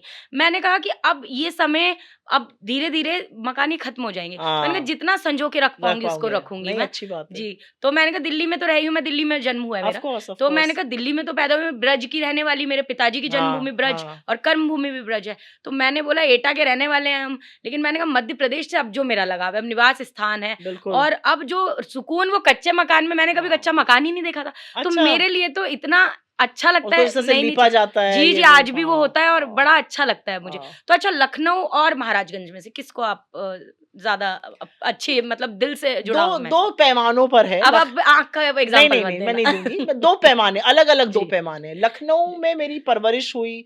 मेरे सबसे अच्छे मित्र लखनऊ से हैं। जी, मेरी स्कूलिंग लखनऊ से हुई, तो मैंने जीवन का बहुत लंबा समय और लखनऊ बहुत सुकून का शहर है। बहुत बढ़िया शहर है, 2 मिनट में आप इधर पहुँच जाते हैं, उधर पहुँच जाते हैं। खाने-पीने के लिए तो लखनऊ इज़ अ हेवन हाँ, हाँ, हेवन हाँ, है लोगों के लिए। फ़ेमस है। और महाराजगंज अलग है। महाराजगंज मेरे पिता की कर्मभूमि थी। महाराजगंज में जहाँ भी जाती हूँ, मेरा सिर बड़ा फ़ख्र से ऊँचा होता है। कोई पिताजी की बात करता है, कोई सड़क पे जा रही हूँ, कहीं नेताजी ने बनवाई थी सड़क, तो ये बहुत रहता है। और महाराजगंज से एक थोड़ा-सा लगाव है कि जी। उस जगह के लिए मैं बहुत कुछ करना चाहती हूँ। अभी भी उतनी प्रोग्रेस नहीं हुई है आपको क्या महाराजगंज लगता के। है क्या कमी है अभी महाराजगंज में जिसको आप चाहती हैं कि आप पाट पाएँ मुझे उसे? लगता है कि एक अच्छी यूनिवर्सिटी की कमी है पढ़ने के लिए, एक अच्छा। बहुत अच्छे मेडिकल कॉलेज की कमी है। हुँ। प्राइवेट हैं, लेकिन प्राइवेट में मुझे ऐसा लगता है कि शोषण ज़्यादा होता है। तो आज भी जब कोई बड़ी बीमारी वाला है या तो सब उसे गोरखपुर भागते हैं, गोरखपुर भी क्या, अब तो सब लखनऊ भागते हैं। लखनऊ जाते हैं। और अब एक नया ट्रेंड है दिल्ली भागने का। तो मुझे लगता है कि अच्छे कॉलेजेस होने चाहिए। कुछ कल कारखाने लगे जिससे लोगों की महाराजगंज से भी लोग बहुत जाते हैं बाहर काम करने। कल कारखाने बड़ी फैक्ट्रीज लग जाएं, वैगन्स मेकिंग वगैरह वाली, तो बहुत काम हो सकता है। और एक मेरी बड़ी इच्छा है कि फरेंदा से गुगली वाया महाराजगंज एक क्षेत्र है हमारा, वहां जी। पर रेलवे लाइन नहीं है। तो मेरा बड़ा मन है कि वो रेलवे लाइन बने। वो मेरे पापा ने 2009 से 2014 के टाइम पर यूपीए सरकार में स्वीकृत कराई थी। अच्छा। और दुःख इस बात का है कि हमारे जो अभी प्रेज़ेंट सांसद हैं वो बीजेपी के हैं, कंसल्टेटिव कमिटी में थे रेलवेज़ के, लेकिन अभी तक नहीं बनवा पाए। हुँ। बॉर्डर एरिया है, हमारा एक तरफ नेपाल है, तो ज़रूरी है कि वो सेफ रहे। तो ये बहुत मन है ये करने का। अब मैं आपसे ये तो नहीं पूछूँगी आम काट के खाती हैं कि चूस के लेकिन ये ज़रूर पूछूँगी कि खाने में आपको बहुत ज़्यादा क्या और मैं पसंद है? बहुत फूडी हूँ, वो हाँ, तो दिखता भी है शायद। तो दिल्ली तो फिर आपको बहुत अच्छी लगी होगी जब आप पर दिल्ली का अगर आप गए थे? लखनऊ के हैं ना, तो आपको दिल्ली उतना अच्छा, खाना पसंद नहीं हाँ, आता। अब वो जबकि मैं दिल्ली में 25-30 साल से हूँ, तो मुझे ये नहीं कहना चाहिए। जी, जी। लेकिन लखनऊ की जिसने चाट खा अच्छा ली, ऐसी कौन-सी डिश है जो दिल्ली में नहीं मिलती है, लखनऊ में मिलती है और यहाँ आप बड़ा मिस करती लखनऊ हैं? की चाट, लखनऊ की अच्छा, जैसी चाट तो कहीं मिलती ही नहीं है। आलू की टिक्की लखनऊ की, जी, दही बताशे, पानी बताशे, मटर, एक हमारे यहाँ मटर जी। फ्राई करके बनती है वो, एक हमारे यहाँ पतौड़े की बनती है वो, पालकी पालक की तो आप बनती कुक है, भी अच्छी हैं? बैंगनी। अब मेरे हिसाब से तो मतलब मैं तो खुद ही कहूँ नहीं, मैं I think I am a decent cook. अच्छा, बना लेती हैं हाँ, आप, बना अच्छा। लेती हूँ। तो अभी मिलता है टाइम कुक करने का कि नहीं? अभी इतना नहीं मिलता है, लेकिन अगर कभी बनाना पड़े तो बना लूँ। अभी बहुत टाइम हो गया बनाए हुए, मैं झूठ भी नहीं बोलूँगी, बच्चे घर पे देख के कहेंगे झूठ बोल रही है। अच्छा, कोविड के दौरान बहुत खाना हाँ, बनाया उस टाइम और ठीक है। बड़ी-बड़ी तरह की डिशेज़ बनाई, लेकिन इतना टाइम नहीं मिल पाता। और मुझे लगता है कुकिंग ना हबड़-तबड़ में नहीं करनी चाहिए। हाँ, खाना जो है वो अन्नपूर्णा है, तो उसको भगवान का प्रसाद मान के खाइए, भगवान का प्रसाद मान के बनाइए। तो मैं बहुत जल्दबाज़ी में नहीं बनाती हूँ, लेकिन अगर कुछ बनाती हूँ तो ठीक-ठाक बन जाता है। मेरी माँ कहती थी कि मेरे हाथ का नमक का स्वाद ठीक है, और वो कहती थी अच्छा। जिसके हाथ में नमक का वो ठीक रहता हाँ, है तो फिर अंदाज़ा, तो पूरा तो सही वो बात खाना है। ठीक बना हाँ, लेता है, तो हाँ। वो शायद मेरे साथ है। अच्छा। मैं खाने में अगर बहुत बड़े देग में भी चलिए खाना आपकी बन रहा मम्मी होगा ने तो आपको मैं नंबर दे दिया तो हाँ, आप बस उन्होंने डेफिनेटली हाँ, होंगी आप अब अच्छी पता कुक। नहीं आई हाँ। डोंट नो नहीं, नहीं कि अब माँ माँ मतलब तो माँ दे ही देती है बच्चे को नंबर। नहीं ठीक है। आपने वेब सीरीज़ आप मेरे ख़्याल से देखती हैं हाँ, देखती हूँ। और फैमिली मैन की आपने बड़ी तारीफ़ की थी एक दिन, मैंने ट्वीट हाँ, आपका हाँ, पढ़ा देखा और था। उस टाइम, है ना? हाँ। क्या फैमिली मैन क्योंकि सीरीज़ में उसमें पार्ट्स भी हैं अब तो और लेकिन वो तो बहुत टाइम हो पर गया, अब हाँ, तो उसके बाद लेकिन बहुत सारी लेकिन आए हैं। उसमें आपने बहुत अच्छे से तारीफ़ मनोज वाजपेयी जी को बड़ा सराहा था हुँ, आपने। हुँ। तो मेरे को अभी तक वो ध्यान है, तो उसमें ऐसा क्या आपको बेसिक क्या इतना अच्छा लगा? I think the struggle of a common man between hmm, family और हाँ। उसकी duty.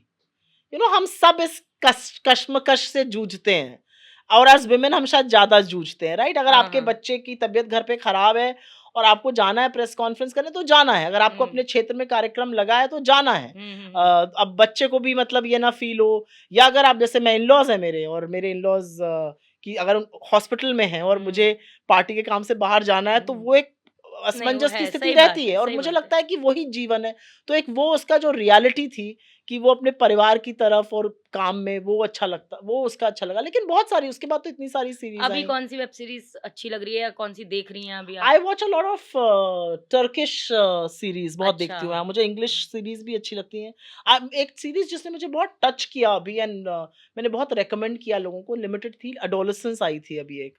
It was about a child, उससे मर्डर हो जाता है ओके। एंड बहुत ही वो बहुत टचिंग सीरीज़ थी। वो बहुत ही मतलब उसका साइकोलॉजिकल इम्पैक्ट बहुत पड़ा मुझ पे। मैंने अपने बच्चों से भी कहा कि वो देखो उसको। बहुत लोगों को दिखाई वो। अच्छा तो सो आपको लगता है अगर अम्बेडकर जी पे कोई सीरीज़ बने, तो बहुत बढ़िया रहेगी। तो उसमें कौन एक्टर आपको लगता है अभी परफेक्ट होगा? क्योंकि आप वेब सीरीज़ आप ज़्यादा देखती हैं तो उम्मीद है कि अगर एक्टर का इरफ़ान चयन होते तो शायद इरफ़ान बनते। और मुझे अगर इरफ़ान बहुत हाँ, पसंद हाँ, है। नहीं वो बहुत बढ़िया एक्टर बहुत है। अच्छे एक्टर थे। पता नहीं, एक्चुअली पता है आप एक्टर्स को देखते हैं और फिर आप उनको जब किरदार में देखते हो तो आपको लगता है अरे! ये वही एक्टर है।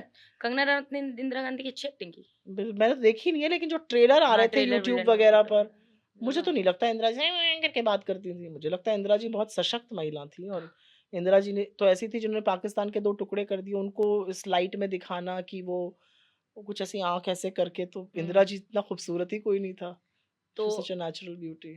तो इंदिरा जी के लिए कौन-सा कैरेक्टर आपको लगता है कौन एक्टर है जो उनकी एक्टिंग कर लेगा प्रियंका आपने? जी। अरे!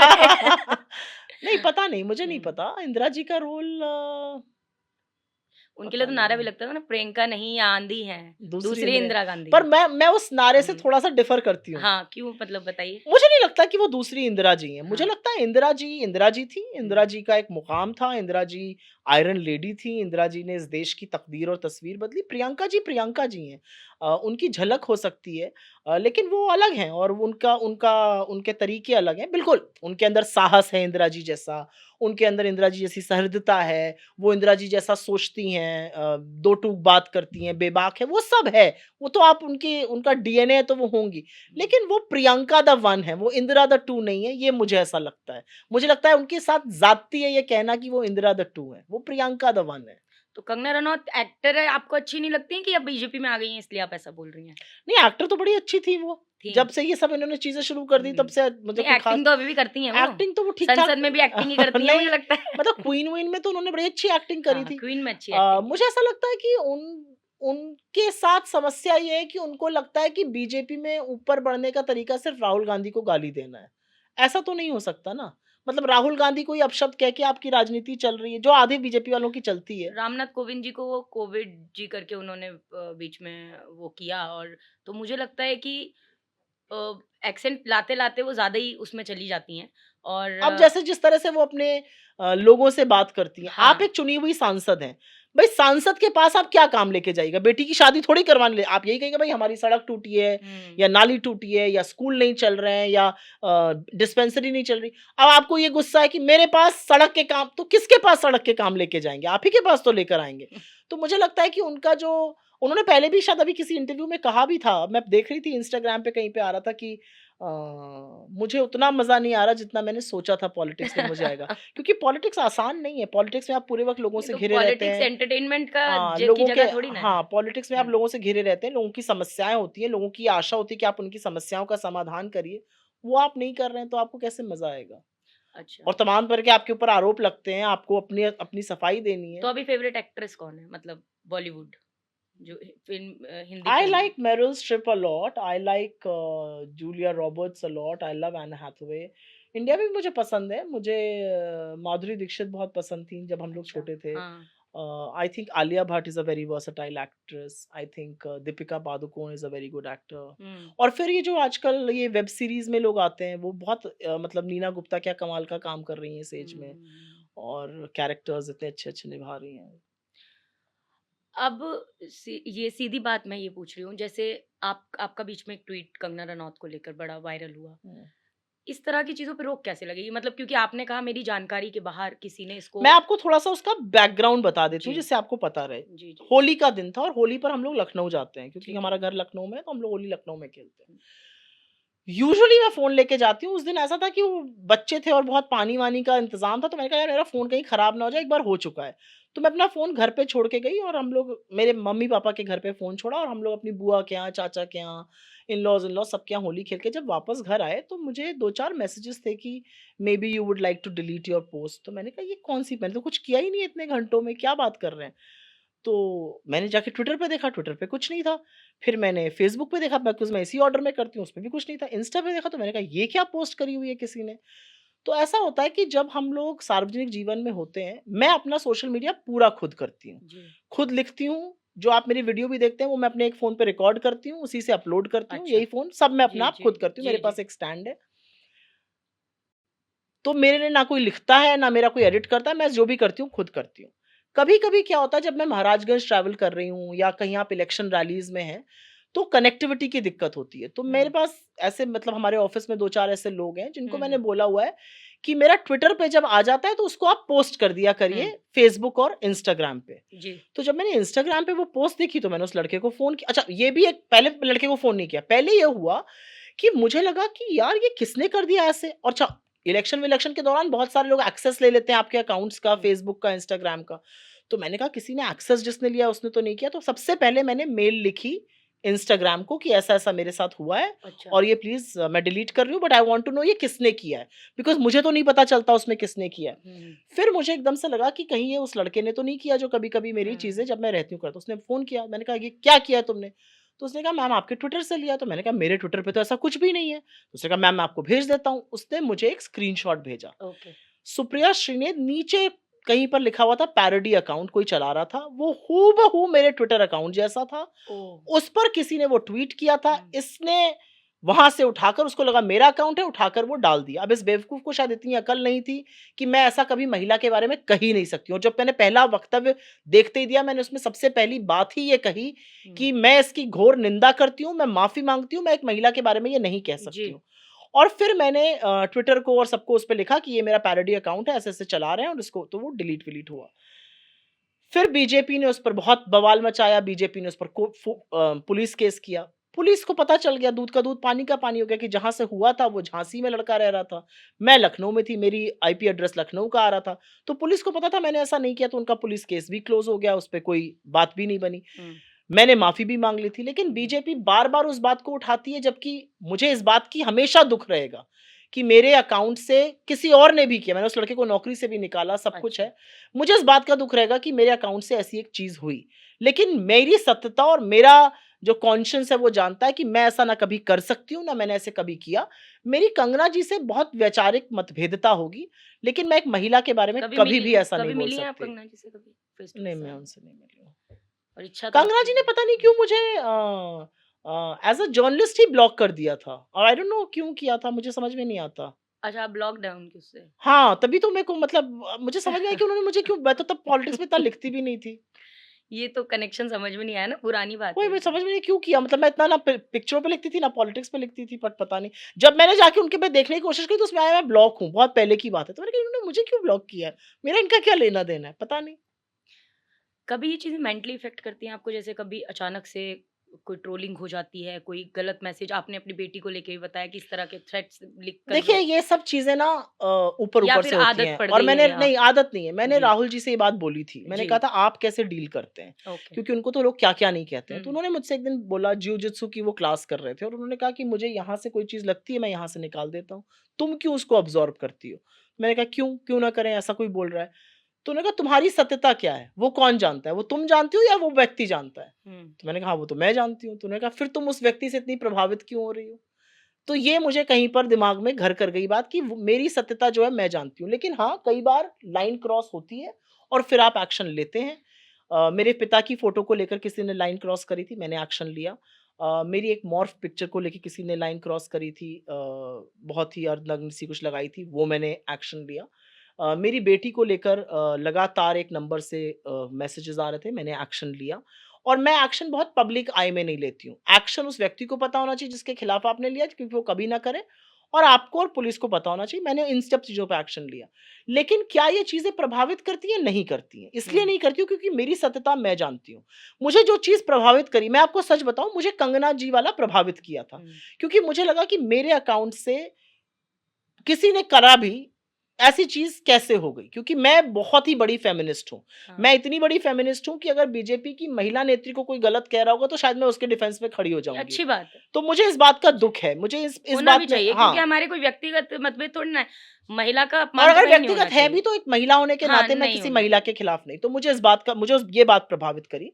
मेरे फ़ादर की फ़ोटो को लेकर अभी एक बड़े नीच आदमी ने कुछ बकवास लिखी थी, उनको किसी और का बताकर, और मेरा कुछ करा था। मुझे वो चीज़ बहुत प्रभावित करी। मैं उस दिन गुस्से में भी थी, थोड़ी दुखी भी थी। फिर इसीलिए मैंने डिसाइड किया मैं एक्शन लूँगी। अन्यथा चीज़ें नहीं प्रभावित करती हैं। मतलब कोई मुज़फ्फरपुर में मिंटू बैठकर मेरे खिलाफ लिख रहा है, मुझे क्या फ़र्क पड़ रहा है? और हुँ। ये आधे लोग ऐसे हैं कि जब आपको एयरपोर्ट पे मिलेंगे तो आपके साथ सेल्फी खींचने लगेंगे, तो क्या फ़र्क पड़ता है? तो मैं 2 सवाल और इसके साथ बिल्कुल। खत्म करेंगे हम। हुँ, पहले कि आपको क्या लगता है सोशल मीडिया के प्लस तो हैं ही, मतलब अब दुनियादारी सब लोग समझने लगे हैं। आपको कोई चीज़ गलत होते दिख रही है, आप रिकॉर्ड कीजिए, ट्विटर, इंस्टा पे डाल बिल्कुल, दीजिए। बिल्कुल। मिलियंस में लोग देख भी लेते हैं, उसका फिर एक्शन भी हो ऑफ़ जाता कोर्स, है। Of course. माइनस क्या है इसके? माइनस एक ये है, महिलाओं के लिए बिल्कुल सुरक्षित जगह नहीं है। जिस तरह के कमेंट्स आपको ट्विटर पे, इंस्टाग्राम पे, फ़ेसबुक पर आते हैं, महिलाओं के लिए बिल्कुल सुरक्षित नहीं है। महिलाओं को जितनी और गालियाँ दी महिलाओं के जाती द्वारा हैं। भी जब कुछ ऐसा किया जाता है उस पर आप क्या बोलेंगी कि न्यूडिटी भी है कहीं न कहीं और इस तरह की चीज़ें उस और पर मैं आ रही हूँ, उस जी, पर मैं आ रही हूँ। मुझे एक लगता है कि महिलाओं के लिए सुरक्षित नहीं है। बहुत फ़ेक न्यूज़ भी फैलाई जाती है, जी। उसको चेक करना ज़रूरी है। मुझे लगता है स्पेशली जो हमारी विपक्षी पार्टी बीजेपी है, वो बहुत फ़ेक न्यूज़ फैलाती है। लोगों का पिक्चर मॉर्फ करके, नेहरू जी की अपनी बहन के साथ पिक्चर को क्या-क्या नहीं करा के बोला गया। मुझे लगता है ये सब बहुत गलत बातें हैं, गंदी बातें हैं जी। इसकी। फ़ेक न्यूज़ बहुत धड़ल्ले से फैल सकती है, ये इसके माइनस पॉइंट्स हैं। जो आपने बात कही कि फ़ेसबुक को आप क्यों यूज़ कर रहे हैं? बहुत सारे लोग फ़ेसबुक कह रही हूँ, सोशल मीडिया को। आप सोशल मीडिया से आजकल बहुत लोग अर्निंग भी करते हैं। आपका हुँ। ट्विटर मोनेटाइज़ है, आपका इंस्टाग्राम है, आपका हाँ, फ़ेसबुक है, लोग एग्ज़ैक्टली। अर्न करते हैं। जी। अब वो अर्न करने के लिए आप किस सीमा तक जाने को तैयार हैं? हुँ, आप इंडिविजुअल कंटेंट क्रिएटर हैं, आप हुँ। किस तरह का कंटेंट बना रहे हैं? आप ऐसा कंटेंट बना रहे हैं कि आपकी डॉटर और आप अगर एक साथ बैठ के देख सकें तो ठीक है। अगर मैं एक कंटेंट को देख के बंद कर दे रही हूँ, मेरा डॉटर या सन आ रहा है, तो मुझे लगता है उस कंटेंट में थोड़ी-सी दिक्कत है। दिक्कत है। थोड़ा-सा मुझे लगता बट ये there should be self regulation. जो सरकार कोशिश कर रही है, वो सोशल मीडिया को रेगुलेट करने की कोशिश कर रही है, और वो इसलिए कर रही है क्योंकि सोशल मीडिया या डिजिटल प्लेटफ़ॉर्म्स या यूट्यूब पर सरकार की थोड़ी बहुत आलोचना हो रही है, जो मेनस्ट्रीम मीडिया में नहीं होती है। मुझे लगता है वो उनका एक तरीका है, इनका भी मुँह बंद करने का। तो सोशल मीडिया के बहुत सारे प्रोज़ हैं। ये थोड़े-से मुझे लगता है डीमेरिट्स भी हैं। ठीक है, अब मैं यही सवाल कि जो दलितों को लेकर मैंने आपसे बात की है अ, आपके तौर पर चाहे दलित हों, पिछड़े हों, आदिवासी हों, देश भर में आपका उन लोगों को लेकर क्या विचार है कि पार्टी अब जैसे आपने कहा अभी संविधान को लेके हम लगातार बात कर रहे हैं, संख्या जनसंख्या के अनुपात में हम हिस्सेदारी की बात कर रहे हैं। तो क्या कांग्रेस पार्टी अगर सत्ता में आती है तो ये वादा है कि जनसंख्या के अनुपात में जो संख्या का अनुपात है, उस हिसाब से आप हिस्सेदारी दिला पाएँगे हर जगह पर? कांग्रेस पार्टी जब सत्ता में आएगी तो कांग्रेस पार्टी मोदी जी की तरह ज़बानी जमा खर्च नहीं हुँ, करेगी। Actual social economic caste census कराएगी, जिससे पता चले कि किस वर्ग के पास कितने संसाधन हैं। जी, आपका रिप्रेजेंटेशन एक बात है, आपके पास कितने संसाधन हैं, आपके पास घर है कि नहीं है, जी। आपके पास कारोबार के संसाधन, आपके पास नौकरी, आपकी आय क्या है, दूसरे लोगों की आय क्या है, ये ज़रूरी है पता करना। और ये राहुल जी सही कहते हैं, एक्स-रे जब तक नहीं होगा तो रोगी का रोग आप कैसे दूर करिएगा। और मेरा अपना मानना है कि जिस राह पर अभी राहुल गांधी हैं और जिस तरह की लड़ाई वो लड़ रहे हैं और जिस तरह की मुहिम उन्होंने छेड़ी है, वो बिल्कुल रिप्रेजेंटेशन दिलाएँगे। और ये हम तो कहते हैं जिसकी जितनी हिस्सेदारी उतनी उनकी भागीदारी होनी भी चाहिए। अ, ये जो लड़ाई है ना साधना जी, ये मैं अंत में एक बात कहूंगी, जी। ये लड़ाई कोई कांग्रेस बनाम भाजपा की लड़ाई नहीं है सिर्फ, हुँ। ये पक्ष वर्सेस, ये सदियों की लड़ाई है। और इस लड़ाई को कहीं तो अंत होना पड़ेगा ना। हुँ। और वो अंत कब होगा? जब लोगों को हक मिलेगा, जब लोगों को सम्मान मिलेगा। मैं आपको एक छोटा सा उदाहरण देती हूँ, और जी। ये शायद इस बात को ज्यादा उल्लेखित कर पाए। मेरे गांव में इस बार प्रधान की सीट सुरक्षित थी, जोगियाबारी में। तो जी। हमारे प्रधान एक दलित समुदाय से आते हैं, वो बने। तो जब भी वो घर पर आए तो वो खड़े रहे, और हम सब लोग बैठे हैं, तो मैं उनसे कहूँ बैठिए, हुँ। तो वो पहले बैठते नहीं थे। मैंने कहा, "ये प्रधान।" अच्छा, मैं उनको, हमसे वो उम्र में छोटे हैं, तो मैं नाम भी पहले नाम लेती थी, जब से प्रधान, मैं प्रधान जी कहती हूँ, मैं कहा, हुँ। बैठिए, वो बैठते नहीं थे। तो वो जाके हमेशा तख्त पे बैठते थे, सब लोग कुर्सी पे, वो तख्त पे। अच्छा। तो मैंने 2-3 बार ये नोटिस किया। हुँ। बाकी सारे गाँव वाले आए हुए हैं, वो सब लोग ऊपर बैठे हैं, कुर्सी पे बैठे हैं, सारे नेताजी लोग बैठे हुए हैं, वो जाके हमेशा, और जबकि वो प्रधान है वहाँ हुँ, के। हुँ, हुँ। तो मैंने, जब एक दिन सब लोग चले गए, तो जाने लगे, तो मैंने कहा, प्रधान जी आप ज़रा रुकिएगा। तो मैंने उनसे कहा, मैंने कहा, अब अगली बार मैं आपको बैठने कहूँगी, आप कुर्सी पे बैठिएगा। तो उन्होंने कहा, नहीं बहनी। हमने कहा, नहीं, ये आपकी सम्मान की नहीं, ये मेरे भी सम्मान की बात है। बिल्कुल। अगर आप मेरे घर पर हैं और मैं आपको पूरा सम्मान नहीं दे रही, तो ये मेरा भी अपमान है। तो मैंने उनको कहा, मैंने कहा, आप कुर्सी पे बैठना शुरू करिए। मैंने उनको कुर्सी पे बैठाना शुरू किया। 2-4 हुँ। लोगों का मुँह बना, अच्छा। 2-4, बिल्कुल, 2-4 लोगों को लगा कि ये क्या है भई, ये भी जी, हमारे साथ। जी, जी। क्यों? वो प्रधान है, पढ़ा-लिखा लड़का है, क्यों हुँ, नहीं बैठेगा वो कुर्सी पर? हुँ। आप ये, और ये जो है ना, ये एक इन्नेट प्रॉब्लम है। हाँ, हाँ, हाँ। लोग कहते हैं ना, हम बिल्कुल सामाजिक न्याय में यकीन रखते हैं, तो आप अपने नौकर को अलग थाली में खाना क्यों देते हैं? आप अपने नौकर को अलग कप में बिल्कुल। चाय क्यों देते हैं? हुँ, हुँ, हुँ। आपका खाने की थाली आपकी और आपके लोगों की अलग क्यों है? ये सवाल पूछा जाएगा ना। सामाजिक न्याय अगर है, तो जिस थाली में आप बिल्कुल खा सही रहे हो, उसी बात। थाली में खिलाइए। क्यों आप, अगर सामाजिक न्याय है, तो मेरे परिवार में, ये मेरी दादी और दादा के टाइम से है, वो लोग स्वतंत्रता संग्राम सेनानी थे, वो लोग बिल्कुल इसमें यकीन रखते थे, तो हमारे यहाँ कभी ऐसा हुआ ही नहीं। लेकिन मैंने अपने अपने दोस्तों के यहाँ बहुत जगह ऐसा होते हुए देखा है। हुँ, तो हुँ। मुझे लगता है कि ये छोटी-छोटी चीज़ें भी कहीं आपको करेक्ट करनी चाहिए। कहीं पर ये छोटी-छोटी चीज़ें आप नहीं करेक्ट करते, तो ये एक प्रथा का हिस्सा, मतलब जीता हुआ प्रधान उधर बैठेगा, और जो सब नेताजी हारे हुए लोग हैं, वो कुर्सी पे बैठेंगे। क्यों भाई? तो मैं तो अब जब भी होता है, मैं, प्रधान जी आप यहाँ बैठी, तो वो मेरे बगल में बैठते हैं अब। जी। तो अब किसी का मुँह बन रहा है, बने, मुझे क्या फ़र्क पड़ता है? चलिए, उम्मीद है कि आप जितनी बातें मैंने आपसे पूछी, आपने कहा मैं पार्टी में ऊपर तक भी बात करूँगी। हमें उम्मीद बिल्कुल, है एक पॉज़िटिव नोट के साथ हमें कुछ प्रत्युत्तर का भी ज़रूर मिलेगा। बिल्कुल। और बहुत-बहुत धन्यवाद थैंक यू, मेरी पहली गेस्ट बनने के लिए, और ये यादगार रहेगा, और बहुत अच्छा लगा आपसे बातचीत थैंक यू। करके। और मुझे आशा है कि आप ऐसे ही बहुत सारे पॉडकास्ट करेंगी, सामाजिक चेतना आएगी, लोग बात करेंगे। हुँ। देखिए, कई बार कुछ मुद्दे होते हैं, वो सिर्फ़ टीवी डिबेट या लेखन का हिस्सा नहीं, जी, कई बार बात होनी चाहिए बिल्कुल, आपस में। एक-एक कन्वर्सेशन जी हाँ, ज़रूरी है हर जी चीज़ हाँ। पे। बहुत-बहुत धन्यवाद थैंक यू, सुप्रिया जी। बहुत-बहुत धन्यवाद। तो आज हम बात कर रहे थे आदरणीय सुप्रिया श्रीनेत जी से, और मुझे उम्मीद है कि जितना मज़ा मुझे इसे पॉडकास्ट को करने में आया, जितना आनंद मुझे महसूस हुआ, उतना ही आनंद आपको इसे देखने में आएगा। अगली बार मैं फिर आऊँगी एक और प्रेरणादायक शख्सियत के साथ, और आप भीमसेना को लाइक करें, सब्सक्राइब करें, और ऐसी शख्सियत से अगर मिलना है, तो साधना भारती बेबाक बोल शो ज़रूर देखें। धन्यवाद।